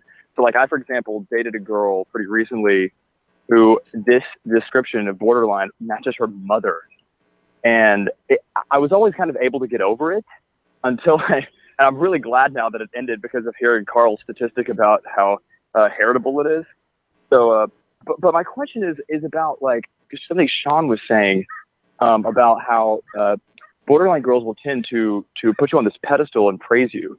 And I guess something that I've noticed ever since, I guess, getting better at game and, learning more about that stuff is that when I'm around girls, they'll tend to, they'll say like, they'll compliment me and they'll say like, wow, you're so much better than all these other guys I've been with. What's the line there? And knowing that they're like, they see you as a high value man versus they are idolizing you in an unhealthy way. Like, how do you distinguish that? Wow, good question. Thanks for the call, area code 325. Rolo, what are your thoughts on that? Rolo, muted. Sorry, my bad. I don't know, man. I mean, like I said, in this day and age, I think one of the things that is confusing guys is that a lot of these behaviors they're seeing a lot in just average women. And I think that when you combine the fact that guys have been blue pill conditioned for so very long and have been feminized, have been taught to emote like women, and so when they finally see when they finally think that they've hit pay dirt with their beta game, I think that there's some sort of like really self-vindication that comes from that, but like trying to find out what exactly you're looking for is difficult. And I think that's one of the reasons why guys who get into this are accused of being victims, or they are accused of thinking of themselves as victims, when in fact they had no idea. They didn't know. I mean, it takes a lot just to unplug a guy from the matrix and to make a guy red pill aware. I mean, God forbid you're going to try to tell that same guy, hey, the chick that you're with, she's borderline. So well, and when you say borderline, you mean she has something seriously wrong with her that you're not aware of is going to cause serious harm to your life or puts you at serious risk. Yeah. I mean, borderlines can kill you. Yeah, exactly. And that's one of the reasons, like when you guys are talking about, like I have in that, in the post that I put for borderline personality disorder, it's got a really good comment thread. So I would suggest that if anybody, after this conversation, if you want to go and see if there's something in there that, hasn't been addressed here, that would be probably a good place to start.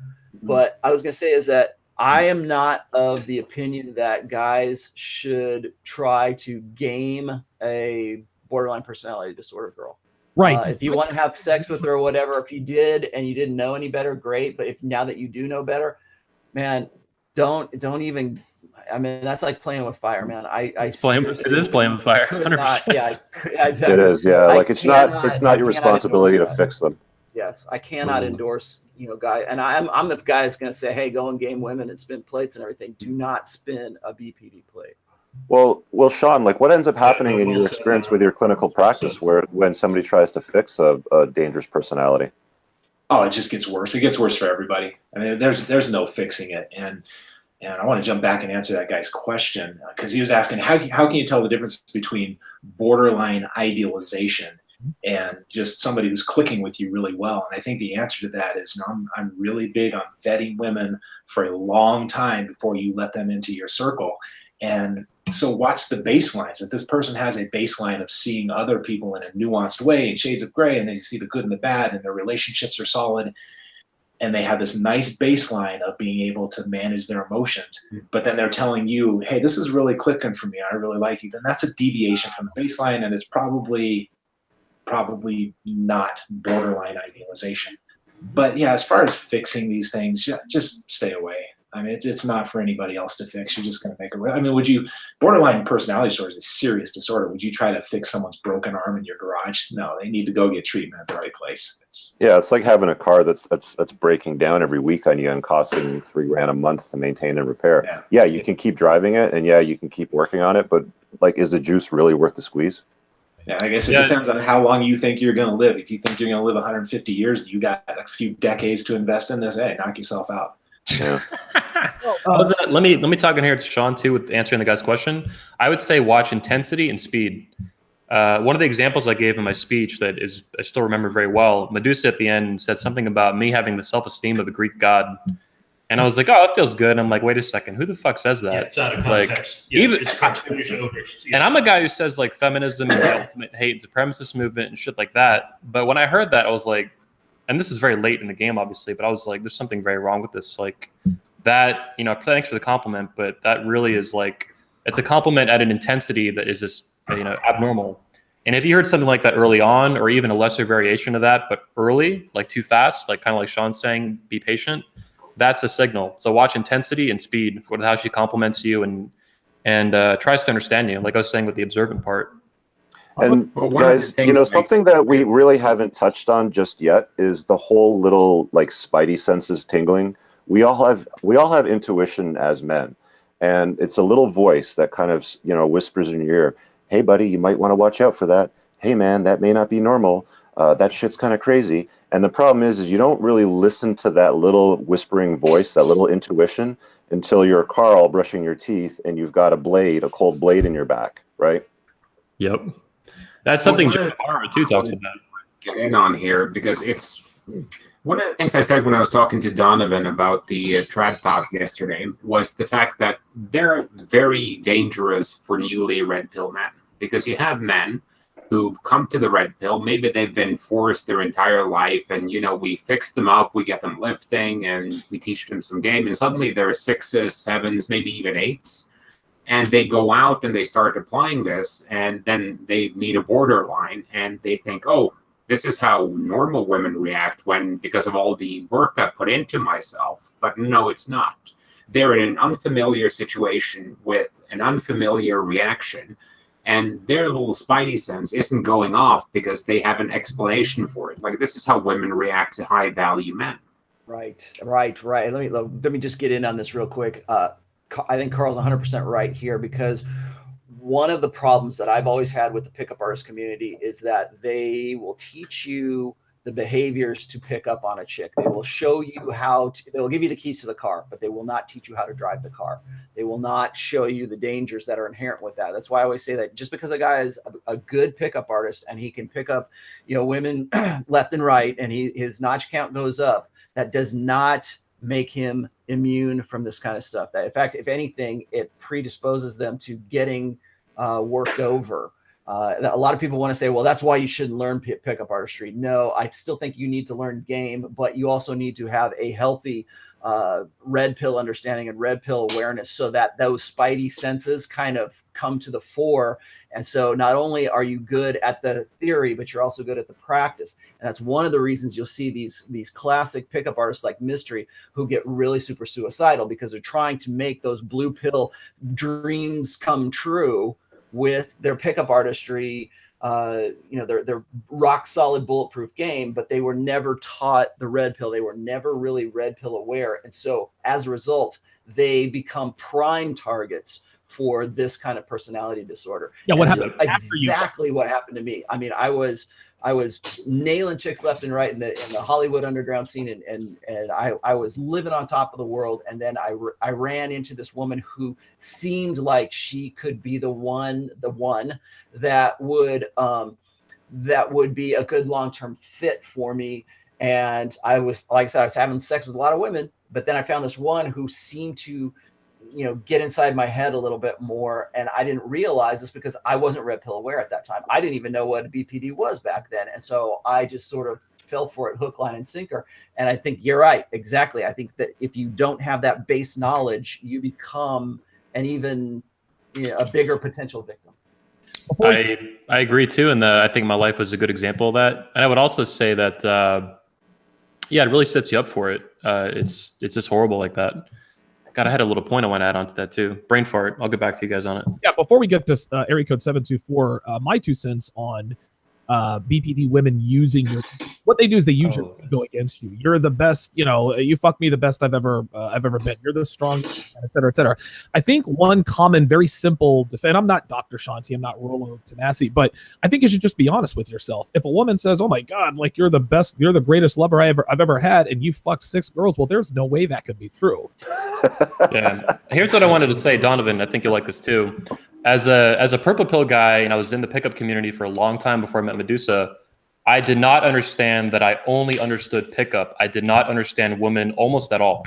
Like, I had very little understanding of them at a deep level. But I did know how to go out to a bar or go on the internet, plenty of fish back then, or go out during the day, go to a mall, social circle stuff. So I could bang women, but I really did not understand that did not equal or translate instantly to understanding women. And that my relationship was a stunning example of that failure to understand that. Right. And I think what a lot of guys misunderstand is that sleeping with women is challenging, but what they really have to understand is fucking girls, that's the easy part. It's getting out clean, getting out of that, whatever it is, that relationship, the fuck buddy arrangement, marriage, whatever, without them taking their pound of flesh. That's where red pill game comes into play. A lot of guys can fuck a lot of girls. There are a lot of guys out here getting laid, have no red pill game whatsoever. And then 6 years down the line, they're wanting to kill themselves because a BPD woman got a hold of them. They know how to pick the girl up, just like Rolla says. They give you the keys to the car, but they don't tell you how to drive it. It's only a matter of time before you bump into one too. Like, eventually you're going to find one that fits your profile of what you physically like and has a personality disorder, and you don't know about it, and you have game, and you're overconfident, and then boom, there you go. Area code 724, you're on live with the Red Man Group. Go ahead.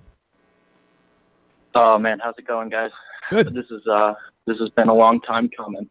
It's funny that you guys talked about the scars and scratches on women's bodies and how to identify them, because I actually had an ex-girlfriend that had told me this from her being molested. And back when this was going on, I was pretty blue-pilled, and I never stumbled across the red pill atmosphere on YouTube. And I actually, I'm not even gonna lie, I got a tattoo of the scars on my inside of the thigh, just for her, just to show that I was accepting of her situation. Well, I later came out to find that she compulsively lied the entire time, and that was probably another lie that she had shared with that. So that was absolutely crazy when I heard you guys talking about the scratches, because then it just all started to make sense. And that's what this entire podcast and chat, everything just makes sense and everything just adds up. And it seems like a lot of guys from the chat room just have experienced just the same thing. But it's easy to identify now, especially swallowing the red pill and figuring out female nature. One question that I had was I fell into a recent situation where I met a girl, and we hooked up, and it was after a few days later, we went out again for drinks and went on a date, and it seemed that she had been giving off the vibe that she was a high value woman. Regardless of the one night hookup, maybe that's not an indicator of a high value woman, but everything else kind of seemed to add up. You talk about the personal appearance, tattoos, piercings, and then you talk about what she's doing. She has a real good job. She's living in New York City, and she has a good family, good parents and whatnot. I guess I was just looking for some advice on how to continue carrying out and kind of vetting her to continue to see whether or not she's a high value woman, and see, should I just go off of that one night stand just to judge her on that, No, of course kind of hit it and quit it, or should I continue to how things end up. Okay, yeah, thanks for the call, 724. So yeah, I think if I'm understanding him correctly, that could be a basic red pill question, but I think it's sort of two questions in one. How can you, this goes back to the early signs of BPD. So how can you tell she's a high value woman, number one, and then how can you tell that she's a BPD woman? BPD and high value, two different questions. Well, you want to read Sean Smith's book, first of all. And second of all, you will notice that most women that have this type of disorder, they're not broke. They're not dumb. They don't have shitty jobs. In fact, they're quite clever and they usually do quite well in the world. Yes, that is definitely the truth. I can remember the one that I was with. I mean, at the same time I'm dealing with all of this, she's going on to college. She's going and looking for jobs at, PR agencies. And, the writing was really on the wall that, that as soon as she was really done with college, there wasn't going to be much future for the relationship after that, at least as far as I knew. But I knew it was coming to a head, and I knew it was going to explode at some point. I would, just to answer the second question of this, I would be very careful in qualifying a woman as being a quote unquote quality woman. I'm not a fan of using idealizations like that. And the reason for that is because we tend to think of our idealizations as being, whatever comes close to our idealizations ends up being the quality woman. But like I've always said, is like, there's not a guy here who hasn't been married who didn't think his wife was a quality woman when he said I do. But when they're getting divorced and they're signing the papers on the divorce papers, that's not a quality woman anymore. And really, I think that really kind of comes back to idealization. So be careful of that. But should you consider her, a quote unquote low quality woman, or somebody that, you don't have any future with just because you had a one night stand? No, I don't think so. There's a lot of studies and a lot of research that shows that just because you had a one night stand or you had, early quick sex, it doesn't necessarily mean that it's going to lead you to some bad relationship. It's, if anything, I think it just sort of depends on the context of the relationship. So it could be that you were in the right place at the right time. You might have been the hot guy in the foam cannon party in Cancun on spring break for all I know. But yeah, I was going to say it matters on context. Why she's surrendering that quick? Maybe she sees you as a super high value guy, and like I say, hypergamy cannot afford to miss those kind of opportunities, and that's one of the reasons why I say hypergamy is not a straitjacket.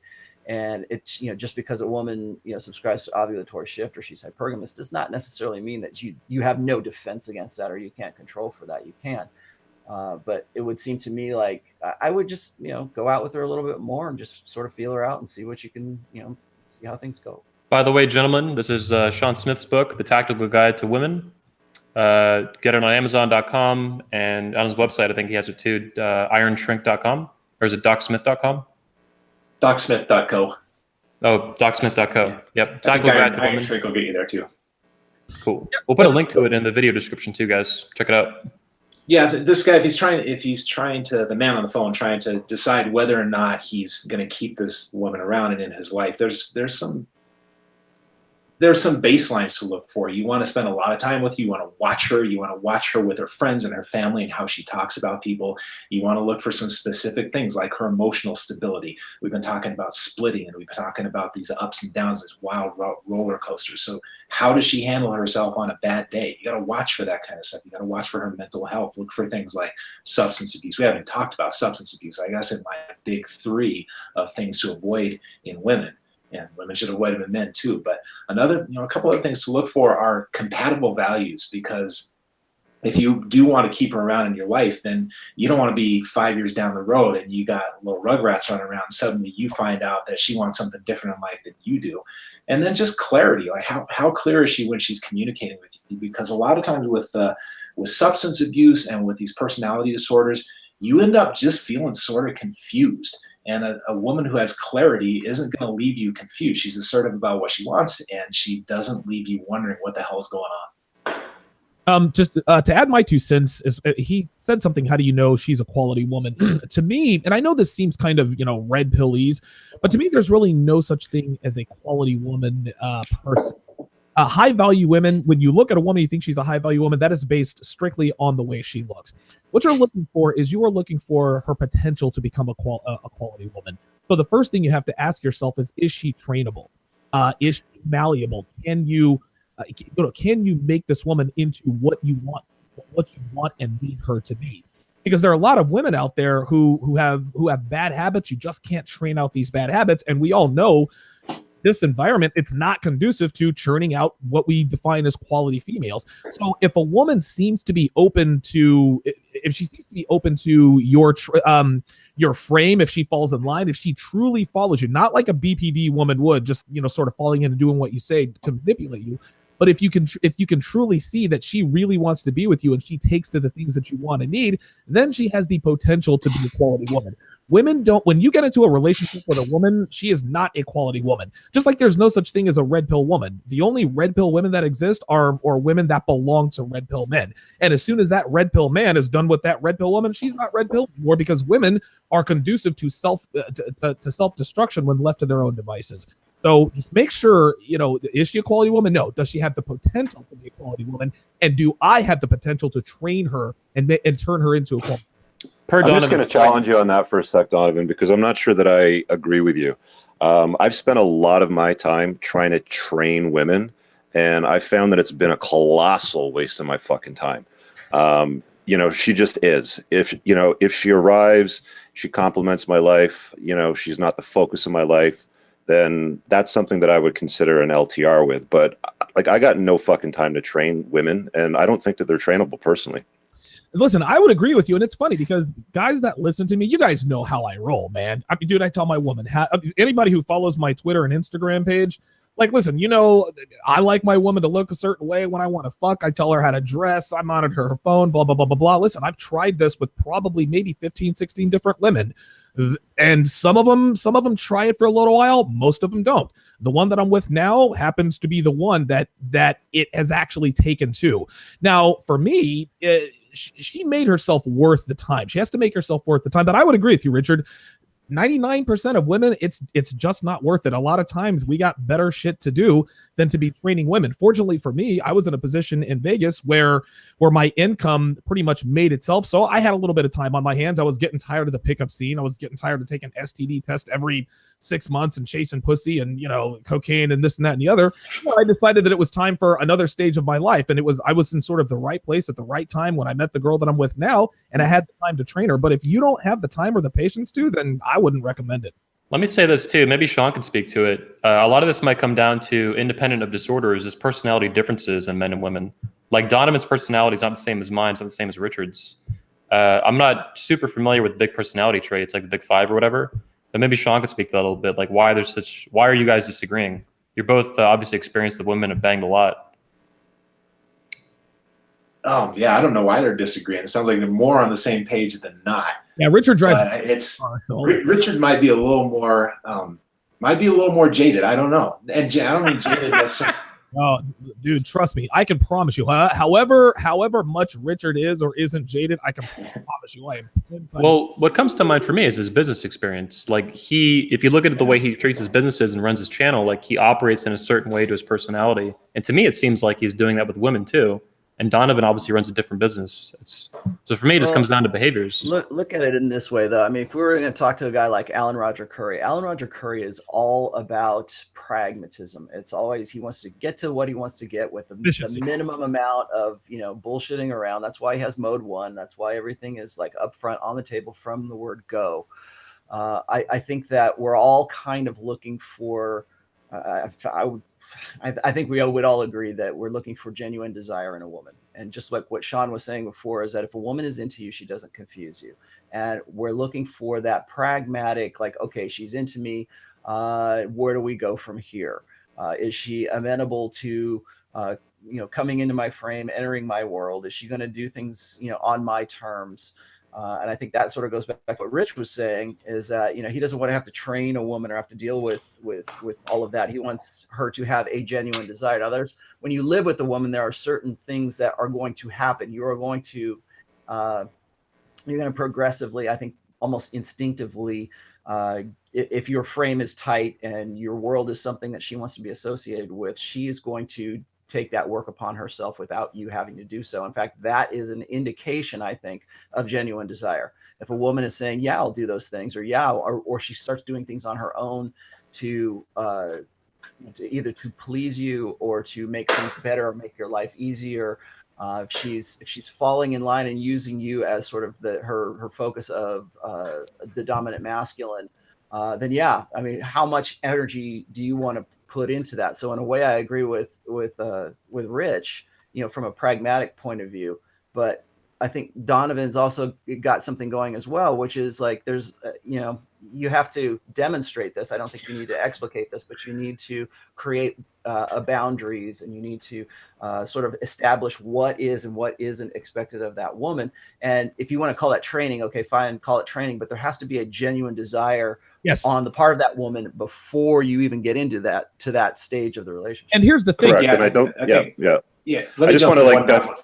Okay, yeah, go ahead, because I want to finish. Yeah, well, I actually don't think Rich is jaded. I know Rich a little bit, and I think Rich he knows where he wants to go, and he has defined the straightest, shortest line from here to where he wants to go. And it's a really admirable quality, and I think when a woman joins Rich's life, it's going to be on his terms because he's not going to deviate from his path.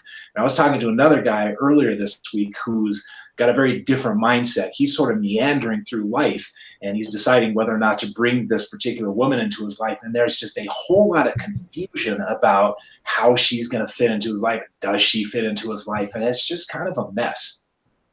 Yeah. So and again, like I'm not trying to disparage Donovan, but I mean, I want to be careful with the word training, because I do a lot of consults with guys on my channel when they book me one-on-one, and there's a pattern of men that believe or think that they can train women to be what they want, and I think that can go incredibly wrong for a lot of guys.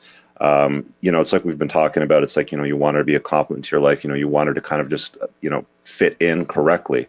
And I just want to be careful with that word training, because I think that's not a good term to use for the sorts of thinking that you want to adopt if you're going to bring a woman into your life on a long-term, closer basis sort of thing. Well, I'll pivot on this a little bit based off what Donovan said. He used another word too I liked called malleable. He said malleable. That, in my opinion, if a girl says that word about herself, or if you conclude that she's like over malleable or hyper malleable, that's a huge red flag. That's what BPD is doing women with severe identity issues. Exactly, and I was just about to say that, because you nailed it on the head. Like a BPD will be malleable. Like she is like a chameleon. And it's different than what Rollo talks about, where a woman might have like a deep alpha respect for you, where she becomes malleable. It's not the same, but she wants it to appear that way. And that's part of what I went through. And I remember these things kind of vividly. Like, yeah, I understand now what she was playing at. And that can come from a good place if a woman is like super, super into you, but that's really rare. And you have to watch out for it. Speed and intensity. Yeah, and again, just so everyone knows, I mean, again, yes, my woman, she falls in, and you guys see the fruits of my labor. But this is a year and a half, 2 years in the making. Like, you guys see all the pictures and the meals she cooks for me. Guys, listen, yeah, I trained my woman. It was not easy. Yes, she absolutely was into me. She desired me. That's the only reason why I was able to make her into what she is now. Yes, she had qualities she has a lot of qualities that I liked. But what I tried to do is I attempted to train a lot of those bad behaviors out of her. And fortunately for me, I've been mostly successful. Yeah, she still has idiosyncrasies that I don't like, but it is what it is. But make no mistake about the fact that I had to be 1,000% sure that we really wanted to move in before we actually moved in. I didn't say, okay, let me finish the job. And no. When I was 100% certain that I had full control of the situation, that's when we decided to move in together. And now that we live together, the dynamic is literally identical. It is, I mean, it's unbelievable. And again, this is just like Richard said, it is a rarity, and it took a long, long time. Listen, you guys see all this stuff I post. That's not easy. There's a lot that goes on behind the scenes to accomplish what I've accomplished. It's not easy, and it's time consuming. So it comes down to, well, listen, is it worth it to you? Sometimes it is, sometimes it's not.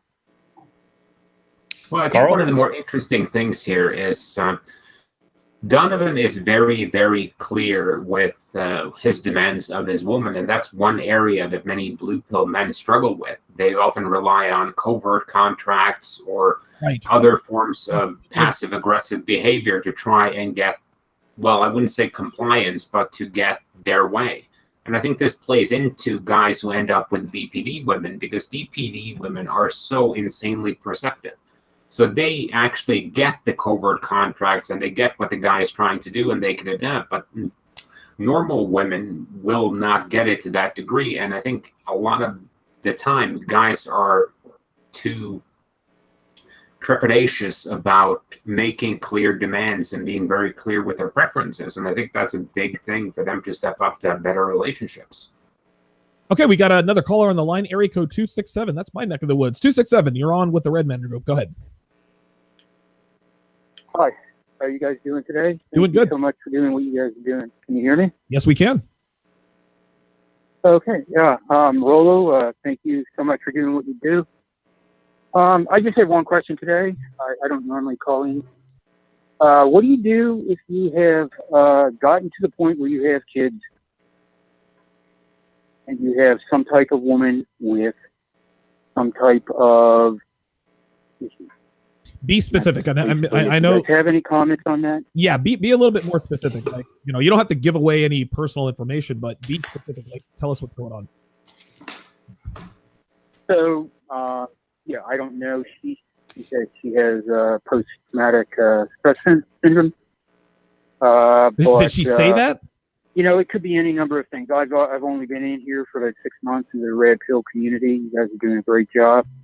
And, you know, I'm vetting things out and looking into things, but, you know, I'm managing things. I'm learning things, trying to vet it out and play games, so on and so forth. And I'm reading as much as I can, and it seems like it's managing. But, I mean, I'm sure that there's a lot of other guys out there and that have kids involved that have gotten far enough along. If you guys are saying that there's 20% of the women out there that have that, I'm sure that there's a lot more out there, and they're probably blue pill at this point in time. So, Well, Carl's stat was like overall mental health disorders. It wasn't specific to cluster Bs or BPDs. Just clearing that up. I have a lot of guys on my borderline personality disorder posts on my blog who have brought this question up before too. They're saying, well, I'm already married to her, or I'm already investing, I've invested my life into this whole thing. I think it depends, because if this woman that you're describing right now has what she's saying is post-traumatic stress disorder, what is that from, and what is the background of that? And that's a little bit different, I would say, than borderline personality disorder.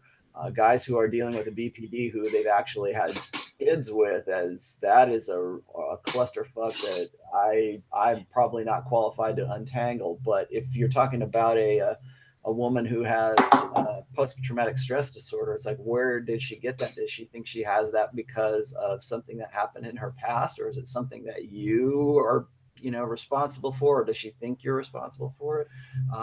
There's not a lot to really. No, there's a lot of people in her past, so it's come through her childhood. A lot of the stuff that I'm hearing, it sounds more like she has BPD, and yep.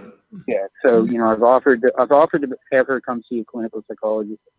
Not really interested in doing that. Of course not. I'll say this, man. I would be very suspicious of any woman, and I am consistently in the S&P, of a girl who self-reports any kind of mental health disorder. Unless you talk directly to her doctor at some point, I would be very suspicious and probably get away. Because you don't know where she's, like Rollo was saying, you don't know where that's coming from, why she has it. Is it even accurate? Is it true? Did she read it off Google? I would be very careful, and because that's a lot what BPDs will do. Just another caution to add to that, guys. If you're going to untie the knot, if that's what your plan is, you need to be very fucking careful with that type of woman, because they can be very dangerous on the exit of a divorce. So you have to be super careful if that's what your plan is. Is that your plan, 267? Like, are you planning on leaving her? Like what's going on here? Yeah. So, we're kind of in limbo.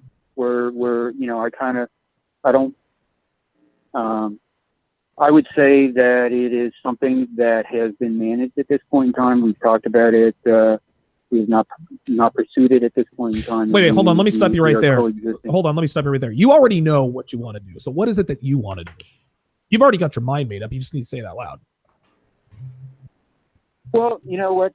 It's basically, I'm old enough at this point in time where I don't really want to get back into the sexual marketplace, basically. So, you know, I've done my fair share. I am really focused in on the boys and making sure that they come into this world and red pill aware, and that they understand the changing environments in this Western culture, basically, and that they can see the best future for themselves. Are you a lot older than she is? No. No. Are you about the same age, or is she older than you? Yeah, she's just a few years. I'm just trying to see what the age differential is here. And how many kids? You have 2 kids with her? Yeah. And you have 2 boys? Yep.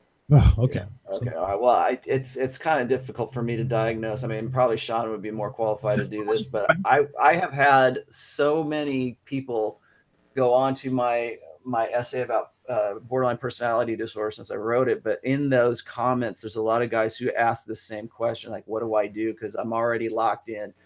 And then I'll also get women, of course, who come in and say, I have borderline personality disorder and you need to be more sympathetic to us. And then it's not like it's just unique to women. I mean, there are some guys that get borderline personality disorder as well, but I think that the awareness of it is quite a bit more than it used to be. Certainly back when I was, you know, I'm talking about dealing with a BPD back in 1993 when we didn't even have the internet or the manosphere or anything like that. So really, I think Donovan probably asked the right question. It's like, what do you want to do? Are you working within your frame? Is this something that you want to live with for the rest of your life? Is this going to impact think about this in the long term. Is this going to impact your long-term happiness? Is it going to impact the development of your children? You know, in this case, I would definitely say you need to do what's best for you, and you need to do what's best for your kids. If that is divorcing your wife, then that so be it. Because I would say that I'm not. Maybe Sean can speak to this, but I'm not really sure what the success rate is for curing borderline personality disorder. In fact, to my knowledge, I don't think it is something that can be cured. It's just something that sort of can be managed. Am I right about that, Sean? Yeah, and it's something that the person who's motivated to manage it can learn how to manage it, and the intensity of the emotions don't go away. You just learn different ways to handle it. But I'm really curious about this diagnostic picture of this woman because post-traumatic stress disorder is just a basic kind of run-of-the-mill anxiety disorder, and usually people are pretty motivated to get it taken care of. But a lot of times what you'll see is that when somebody's struggling with something a little bit deeper that they don't really understand in themselves, they'll pick some kind of vanilla sort of diagnosis for themselves. And a lot of times it's bipolar. Like everybody who has a mood shift thinks they're bipolar these days. And real bipolar, it's a very specific thing, and it's really painful. People are kind of resistant to getting treatment sometimes. And with personality disorders, people are very resistant to getting treatment. Until they embrace the label. I like what you said there, because I think that we sort of throw around the terms, you know, BPD kind of willy-nilly in the manosphere without really realizing that it is a serious, you know, psychological disorder. And it's also kind of like the same, you know, like you said, whatever the vanilla diagnosis is, because a lot of guys will say, oh, you're an Aspie, you've got Asperger's syndrome, or you're autistic or something like that, as if it's just some sort of, you know, throw it out there. Because a lot of guys will say, yeah, you know, maybe they're just simply, you know, not quite as socially intelligent as the next guy, but they'll say, I've got Asperger's syndrome, or I've got, you know, I'm autistic, whereas the fact that maybe they're just introverts and they're just not as socially intelligent as guys are. So. Yeah. I was going to say too that the red pill, I think, is a huge collection of very high quality knowledge for men, and I think a lot of guys who find it, they feel really amped up, and to some degree that's accurate, over the average man. But as a result, they don't take personality disorder seriously because they feel very confident in their understanding of women. And with the neurotypical women, it's accurate, but if they haven't experienced it, I don't think they haven't developed a level of respect yet for mental health issues. Unless you have it in your family or you've experienced it. Let me just chime in for a second, because I was just thinking about this, because I don't know if it was Rollo or Sean that mentioned that I tend to apply my entrepreneurial mind to many areas of my life. And you're talking about managing risk. I mean, you're locked into a contract. The state views you in a certain way, and certain things happen if you want to modify that contract. I mean, you're living in an environment right now that, like, the only part of the universe that you can control is yourself. You can control your beliefs. You can control your choices. You can control your time around your kids. You can't control your wife. You can't control her behavior. You can't control how she's going to respond to certain inputs. So, I mean, you can manage it. I mean, you do have a certain degree of control. It's going to be draining. It's going to be exhausting. And I mean, I've had like legislation passed, for example, that forced me to modify the control mechanisms that I have in a business that I run.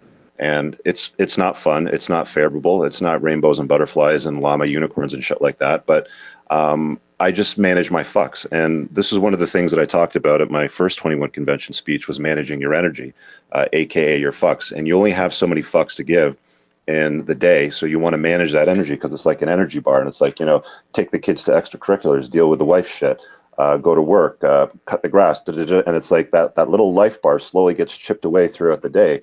And you have to decide how much of your energy you want to allocate to, maybe whatever her personality disorder is that you might find draining. It's just, you have the capacity to manage those fucks that you own.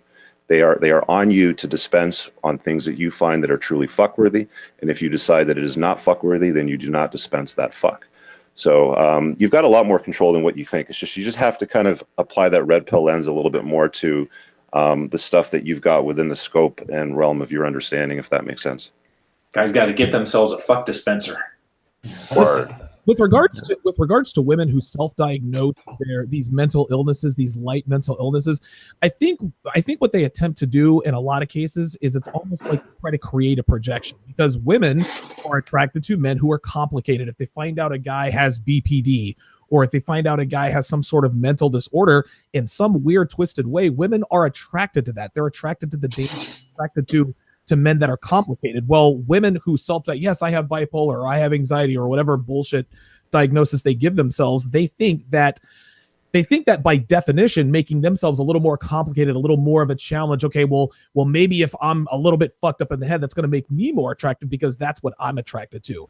I think, now that's my opinion as far as the red pill angle is concerned. What do you think about that, Sean? Do you think that that's a motivation of women just trying to trying to use these things to draw attention to themselves, to make them more attractive to men in the same way men are attractive to them?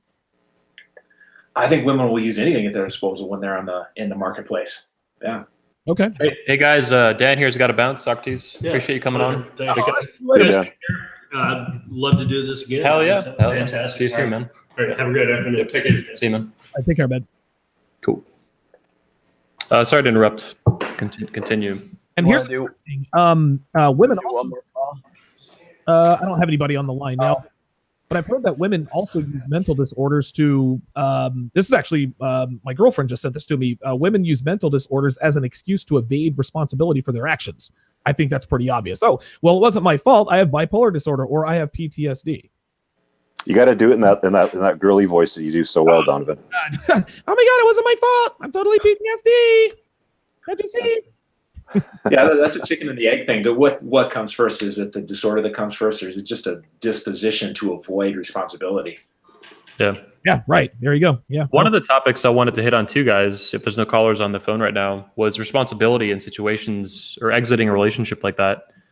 To kind of get that kickstart this was an issue that people came at me for pretty hard when I gave my speech and put the speech out on the internet, the Marrying Medusa talk. It's on YouTube. And I was kind of conflicted for a while. I was like, am I taking responsibility? Am I not? Am I somewhere in between? Like, where the fuck am I with this? And eventually I asked Carl about it privately in a DM. And Carl said something to me, just a very short reply, but it's very powerful that I'll never forget. And he said, independent essentially of what I was thinking, my actions were what I needed to look at. And my actions were, I ended the relationship immediately when I found out various elements that were bad, cheating, prostitution. So I ended it immediately and I left immediately, exactly like I said I would, or had kind of like made up my mind beforehand, before even starting the relationship. And he said through that, I took full responsibility through my actions, independent of anything I said or anything anyone else said. And I thought it was kind of interesting because it didn't even occur to me to look at my actions as an indicator of taking responsibility or not. I was looking more at like dialogue as taking responsibility. So I don't know if Carl wanted to kind of emphasize on that or, explain that more, or if you guys have more thoughts on that too. Well, for me, it's more of a case of whenever you say something, a lot of guys verbalize things, but we're looking for either help, we're trying to work our way through a situation, or we're doing it to keep a conversation going. And I think ultimately actions speak a lot louder than words. And when you do something to fix a situation that is bad, that means you accept that the situation is bad, and you accept that you have the power to change it, and you're doing what you need to in order to change it. Yeah. If you stayed married to Medusa and instead bitched for 24 hours a day on some internet forum about how much of a slut your wife is, that's not taking responsibility, because you're not fixing anything that way. You're not fixing her. You're not fixing yourself. You're just wallowing in that marinade of misery. Yeah. One of the things I tell guys is that once you, and most guys figure this out for themselves, but one thing I tell them is that once you have become red pill aware, you don't go back to that. We always talk about, men going their own way. You cannot help but go your own way once you become aware. The way I got out of my situation with my BPD was, honest to God, and I'm just going to be bluntly honest here, is that it decayed to the point where it simply, we couldn't see each other anymore. It just wasn't going to happen. Like, everything I had done to try to make everything right failed. And every time I tried to solve the problem, every time I tried to, create this thing in me that would, make myself the better Rolo to satisfy her, every time I was trying to do that, all that would do would push her that much more away, because I was trying to do all of this stuff within myself, not for myself. It wasn't organic. I think on some level of consciousness, she probably picked up on this, but I wasn't doing it for myself. I was doing it for her. And that's one of the reasons I tell these guys who are trying to reconstruct themselves, when they find the red pill and they are awakened while married, I always say, you need to break up with your wife. And I don't mean that in the literal sense. I mean, you need to, in your head, you have to break up with your wife and say, look, I'm going to be somebody new, and I'm going to do it for myself. And I can't change myself in a red pill perspective because I want to improve my marriage. That might be a byproduct of it, but you have to want to be red pill aware for yourself. You have to, and this is really easy to say, I'm going to do everything for myself, but you have to really focus on you. And sometimes that means you're going to end up divorcing your wife. Sometimes that means you're going to break up with your girlfriend, because the better you doesn't deserve the bullshit that you've been putting up with in your long-term relationships. And so the better you, the red pill you, might stay with that person and might not. But the only way that you're going to separate yourself from a bad situation is if you're doing something for you. So, for example, when I was like 1993, I think, and I can remember I had just got into this really super bad fight, and I was considering leaving. I was going to move to Northern California. I was going to go live with my brother for a while, because I had to get away from LA and I had to get away from her. And she had no idea that I was planning to get to basically cut myself loose, because I think there's a part of me, a part of my subconscious, that realized that this is a really fucked up situation. And if I stay in it, I'm going to end up killing myself, or something really fucked up is going to happen. And so we had this really super bad fight. I was over at her dorm, and I was looking, she just stormed off and went into her room, and just, it was probably some stupid jealousy bullshit. And I can remember sitting on a couch looking at her bedroom and looking at the door that was the exit of her apartment, right? So I'm looking at the door to her bedroom, and I'm looking at the door to the exit. I'm going, I literally have a choice, this door or this fucking door over here. And I'm glad that I took the door that was the exit, that left out of there, because that was the point at which I'm like, something is wrong here, and I need to get out of this situation. And as good as I think this possibly could be, my blue pill fantasizing, thinking that this is going to work, it was never going to work. And then, like I said, there's this instinctual, impulsive side of me that says, fuck it, I'm out. And then that's when, of course, she thinks something's wrong. And I haven't called her to say, oh, it's okay, baby, I'll see you later. I wasn't checking up on her because I was going to leave. And that's when she calls me. That's when she says, I'm going to kill myself if you don't come back. Then suddenly, as I've, picked up my fucking balls, and I've made it about me, and I'm going to get the fuck out of Dodge. I'm out of here. That's when you get this complete 180 in her her perspective. So now I can't live without you. I'm going to kill myself if you ever leave me. Yep. All of this shit that's designed to rope you and pull you back in. And then, so now you finally come up with the balls to walk out the right door, and she's going to try to rope you and pull you right back in. And you think, oh, she must really care for me. Maybe this could work out. Maybe I could make things better. Maybe this is it. Maybe I'm changing myself and she really wants to be with me. No, it's bullshit. You need to leave. That's why I tell guys, do not get involved with BPD women, because this is what will happen. You will leave. You'll say, hey man, fuck it, I'm out. I'm red pill. I know my shit. You know what she's going to do? I'll kill myself if you don't come back. That's what it's going to end up being. So don't get into those situations in the first place. So how do you get out of that? How do you pull yourself away? I'm glad we're kind of finishing up with this. Is like, how do you disengage yourself from this bullshit? And it is hard. It is one of the most difficult things I have ever had to do in my life, because I didn't have the manosphere. I didn't have the red pill. I didn't have any of the stuff that I didn't even know what BPD was at that point.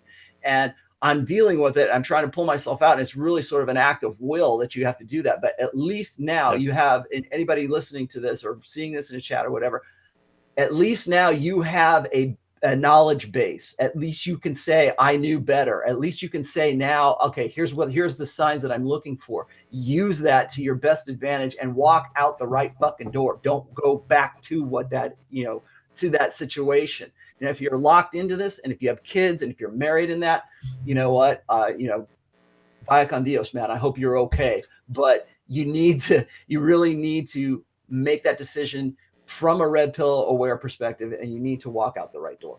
There's a really good book that I read when I was going through my divorce. I can't remember the author's name, but the title is something like Too Bad to Stay, Too Good to Leave. Do you know who the author is? Someone, Sean, maybe you might know? No, I haven't heard of it. It's written by a psychologist, and it's basically like a self-guided handbook on kind of navigating leaving a bad relationship.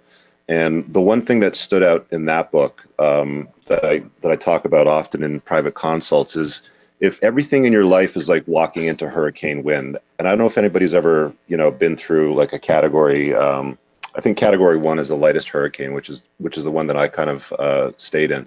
But it was like 3 days, and it was one day of like colossal wind, and like 2 days on either end of like heavy wind. And it was like walking from your hotel room to where you get the food was like walking into a wall practically. Like you have to lean into it to move.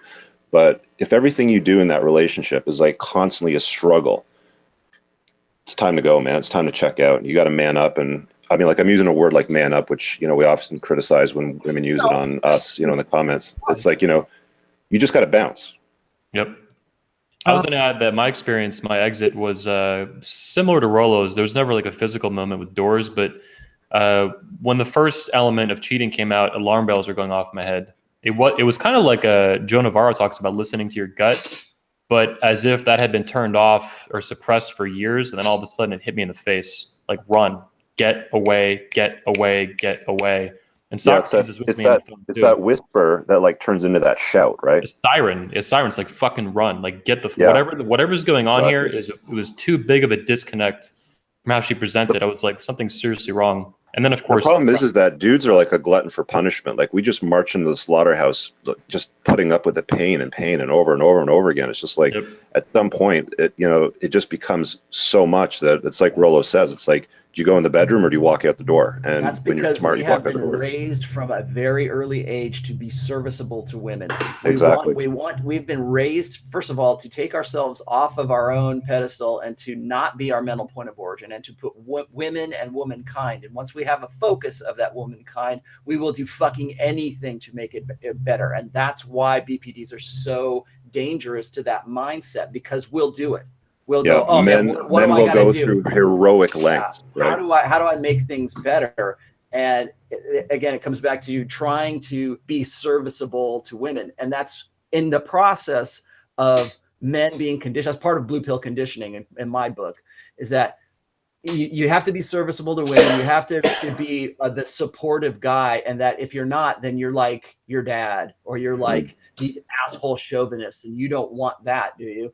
And it's this constant, like I said, qualifying, but it also teaches guys to sublimate and push down this instinct that would save their lives in this position with the BPD. The instinct is pushed down, and you're taught, well, don't think that way. That's that's just you when I say, do a gut check kind of thing. That the feminine imperative does not want men to do a gut check, especially when it comes to something like this. They want to keep going and keep going and keep going, because men are supposedly dispensable. We are, we're disposable guys, and if we, as long as we tried our hardest, if we died, we died, right? But we died trying to be serviceable and trying to be these great servants, and these servants to women is what we end up being. And so we push down that instinct, and it's that instinct that could save our lives. Well, one of the things I want to hit on before Carl has to leave soon, I want to get him in on this before he goes. In my opinion, and I think Carl's on pretty much the same page, in my opinion, BPDs and cluster Bs, they sink their claws into, without knowing it, so to speak, in this conceptual sense, they sink their claws into your blue pill beliefs, and they want to amplify them. They want to dig.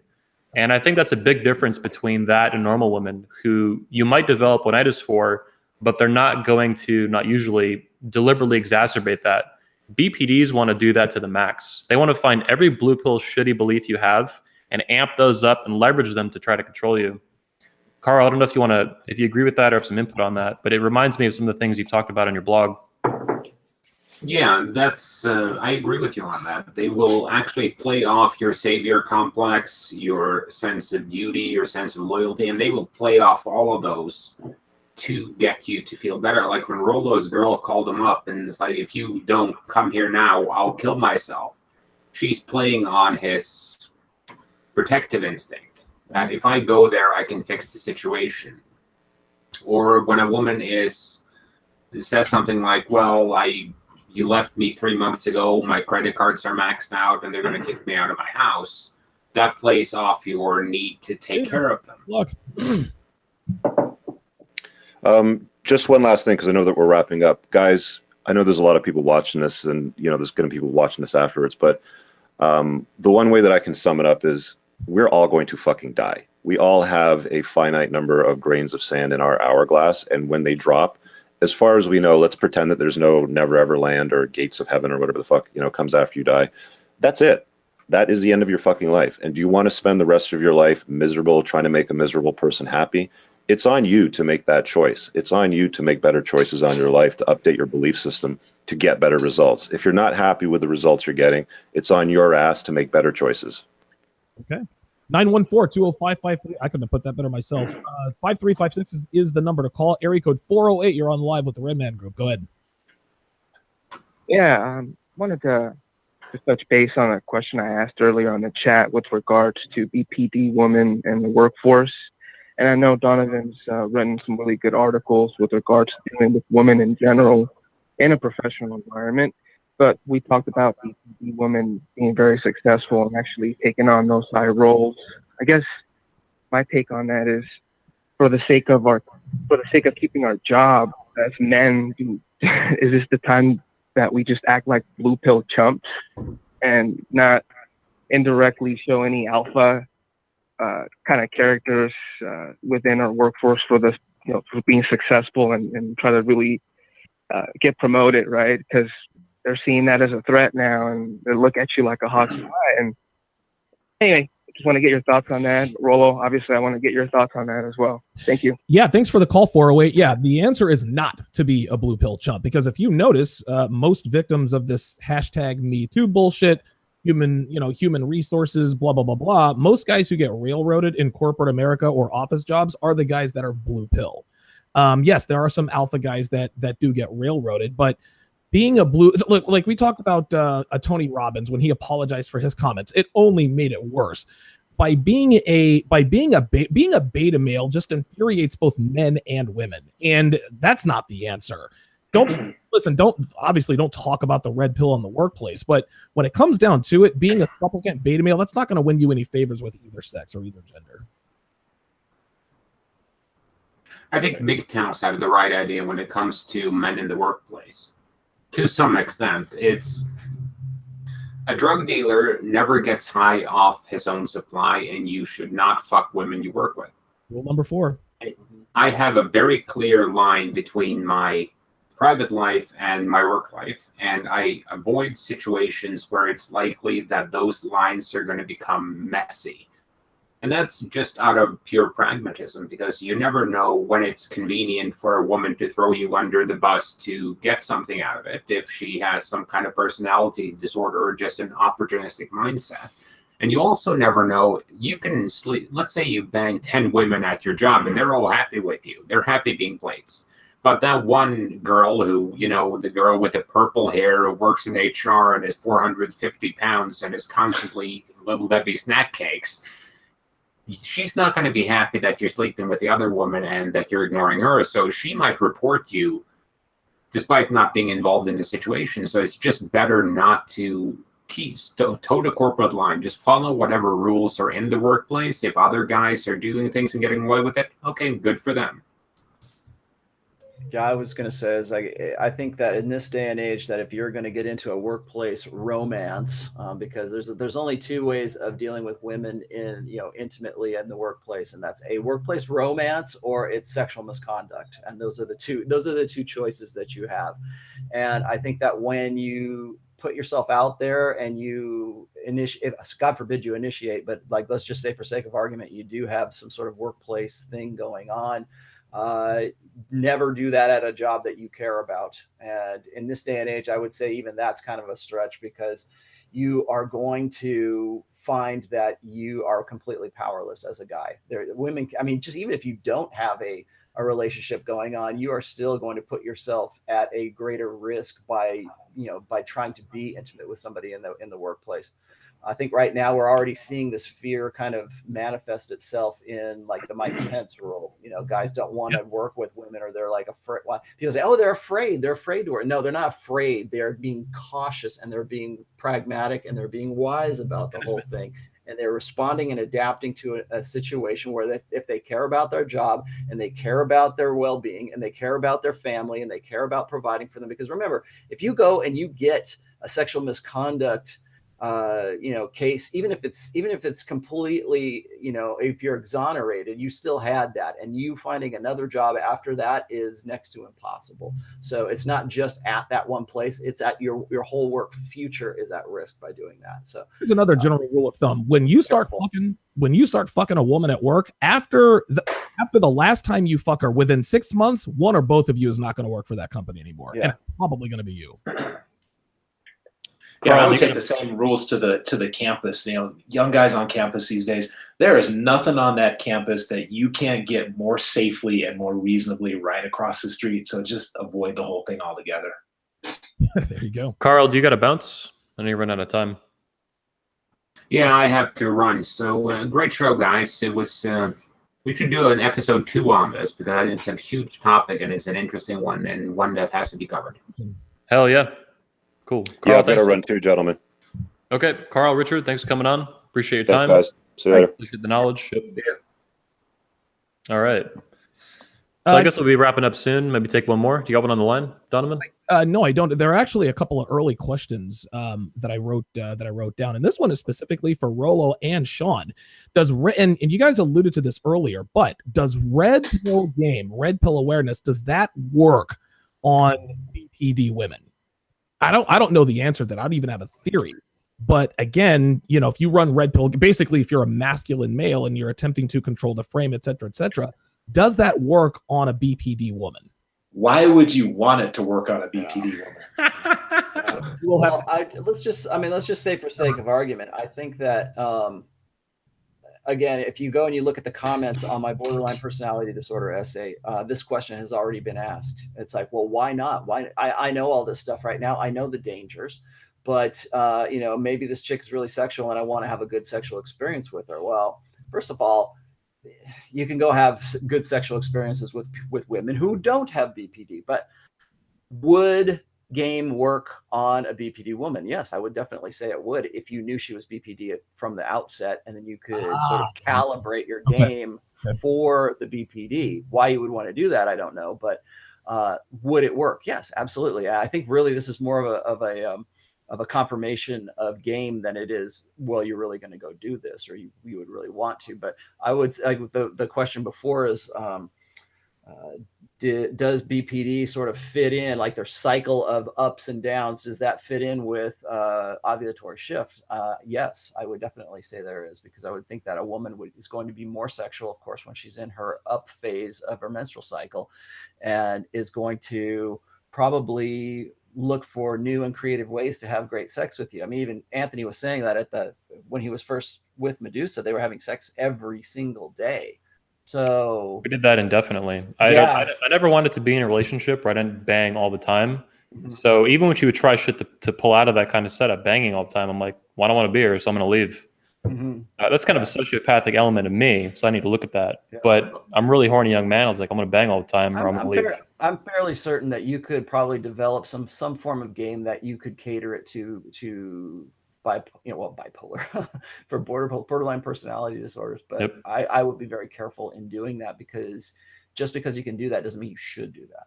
I'll piggyback too that all women are hypergamous. So women having a mental health disorder does not mean they're not hypergamous. They still have hypergamy. They're still women. They're still have XX DNA. God, I wanted to add to that too. Damn it, brain fart. Well, the same guy asked another question. He says, "Why does the military attract?" And the guy's name was Daniel Wynn. He asked about Red Pill Game working on BPD women, but he asked why. He also asked, why does the military attract this kind of woman, these kinds of women, these BPD women? I mean, is that necessarily true? I mean, I wouldn't know, especially not in this day and age. But like, I mean, is that true, or is it just that we're trying to apply the what Sean was saying, where this sort of vanilla, easy to understand, 3-letter diagnosis of these women, that they're all BPD. I don't necessarily think that maybe they are. I think that probably or maybe it's just hashtag bitches be bitch. Well, yeah. Well, or you got women who are just simply full of themselves or something to prove. And I mean, a lot. People get into the military for a lot of different reasons. You could say that women get into it because they have something to prove, or it's just simply the best way for them to get themselves set up for a future. I mean, a lot of people use the military as kind of their basis for their financial futures, because it's going to pay for college. You got veterans benefits and all that other kind of stuff. So I think it kind of just depends. I don't necessarily know that that's true, so I can't really speak to that. Yeah, I don't know what to make of that question either. I don't know if I wouldn't have any way to know if that's true, but I do know that a lot of times it's younger people in the military, and young women and young men are just not fully developed yet. And so you're going to see the worst of our qualities there, probably. Nitschke Middleman, I guess he's answering the question. He said it's a structured life for a few years. I guess that could be. Yes.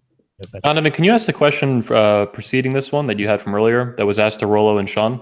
Yeah. Does Red Pill Game work on BPD women? Yeah, dang it. I had something I really wanted to add to that, but I can't. They answered it pretty well. Yeah, damn it. I think I think about it. I agree with Rollo. If you know she's BPD and you've got Red Pill Game, yeah, you can sort of calibrate your game to, in essence, manipulate her. I mean, I guess, like they say. Oh, wait, I got it. This is important. Carl would fucking love this. It's very black label logic game. So something I said that he recited earlier in the chat today, that an analogy I drew a few weeks ago or whatever on Twitter. Dangerous women, BPD or otherwise, are like wild animals. They're not like wild cats, really. They're not like stray cats. They're not domesticated house cats. They're fucking wild. So can you learn how to interact with a wild animal, like a cat whisperer? Maybe. Do you really want to go pet a fucking bobcat, though? No. Like, it will probably not, unless you're just like Croc Dundee or some Mick Dundee or whatever. And that's how I view them. Like, they're wild animals. Like, be very careful. Well, if you got someplace that you're going in life, why on earth would you want to complicate it? I get it's an interesting academic question, but why on earth would you want to put speed bumps in your way? Like I always say, a woman should only ever be a complement to a man's wife, never the focus of it. And is a BPD woman ever going to be a compliment to your life? She will certainly be the focus of it if you allow that to happen. She will certainly be the constant, consistent problem that you are trying to solve all the time, and you will be focusing on her. But is she ever going to be a real compliment to your life? No. She was going to be a detriment. She's going to be fucking dead weight. I'll close out by coming to the qualified defense of the borderline women, and that's that a woman who has actually gone through the treatment successfully is sort of like somebody who's gone through substance abuse treatment successfully. They're going to be more insightful. They're going to be experts at relationship. They're still going to have that exciting quality to them, but that might be a bit of a unicorn. I don't know how many there are out there. There we go. It's the exception to the rule. Yeah. I'll say this too, though, in terms of insight. I'm especially now 2.5 years out or whatever. I'm very glad I went through my relationship with Medusa. I learned a lot about myself. Now, I also say that from the perspective of I was very fortunate to not lose any money, to not get STDs, to not have children with her, a lot of very serious things. Right. Independent of all that, though, I learned a lot about myself. And hellish as it was and awesome as it was in some ways, it was fucking crazy in a lot of ways.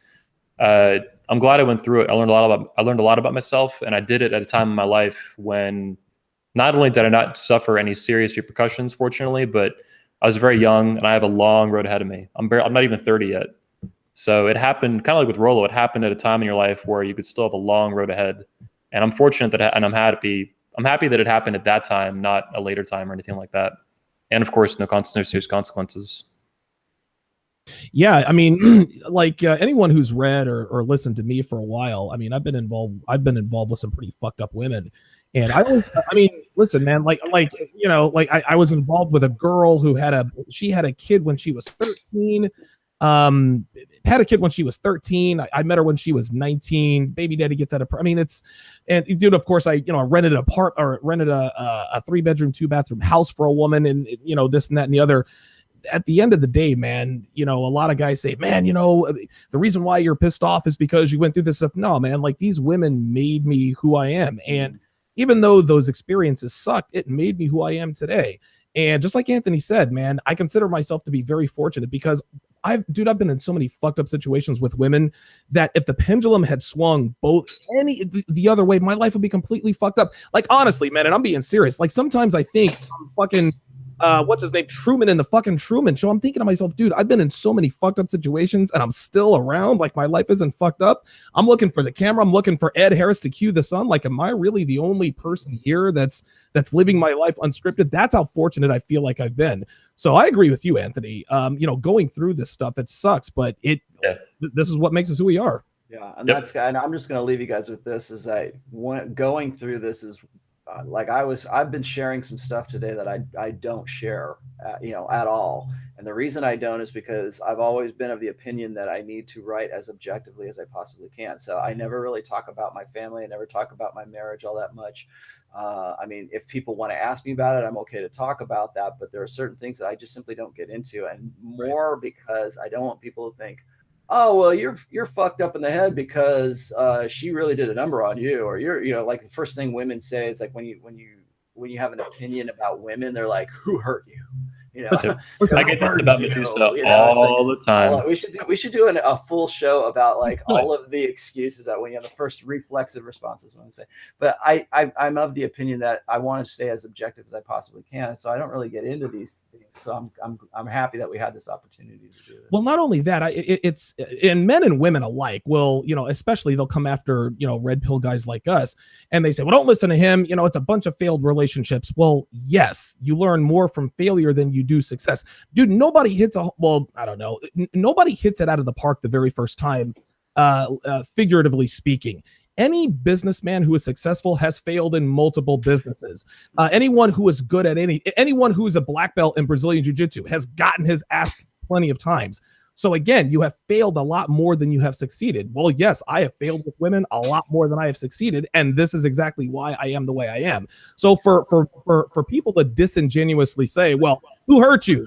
A lot of women have actually hurt. But well, you failed in relationships. Yes, that's why I learned. That's why I am who I am. So nice try with that. That's disingenuous. It's also to what Rolla says too, though, that you can observe hypergamy everywhere. Of So course. people say, "Oh, who hurt you, Anthony?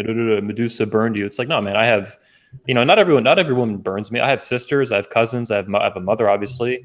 I have all kinds of women in my life, friends, girlfriends of friends, stuff like that. And you can observe hypergamy everywhere.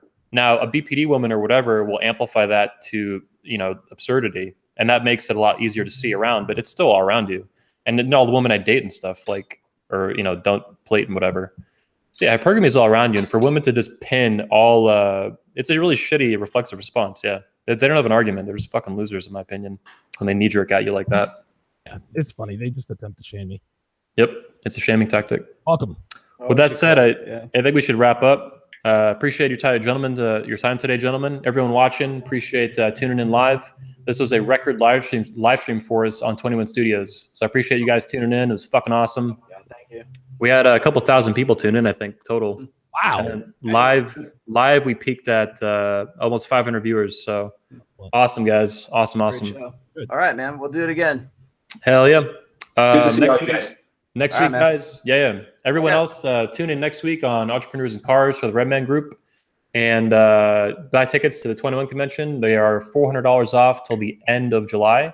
You can get them at the 21convention.org. You can also get them on the speaker's websites or in the video description underneath this video. Also, make sure you hit the like button on this video, share it, and subscribe. Thanks. I'm Anthony Johnson. And thanks, Donovan and Ryan, or Rollo, and Sean for your time. Thanks, guys. We'll see you next week. Later. All right. Later. Thanks, guys.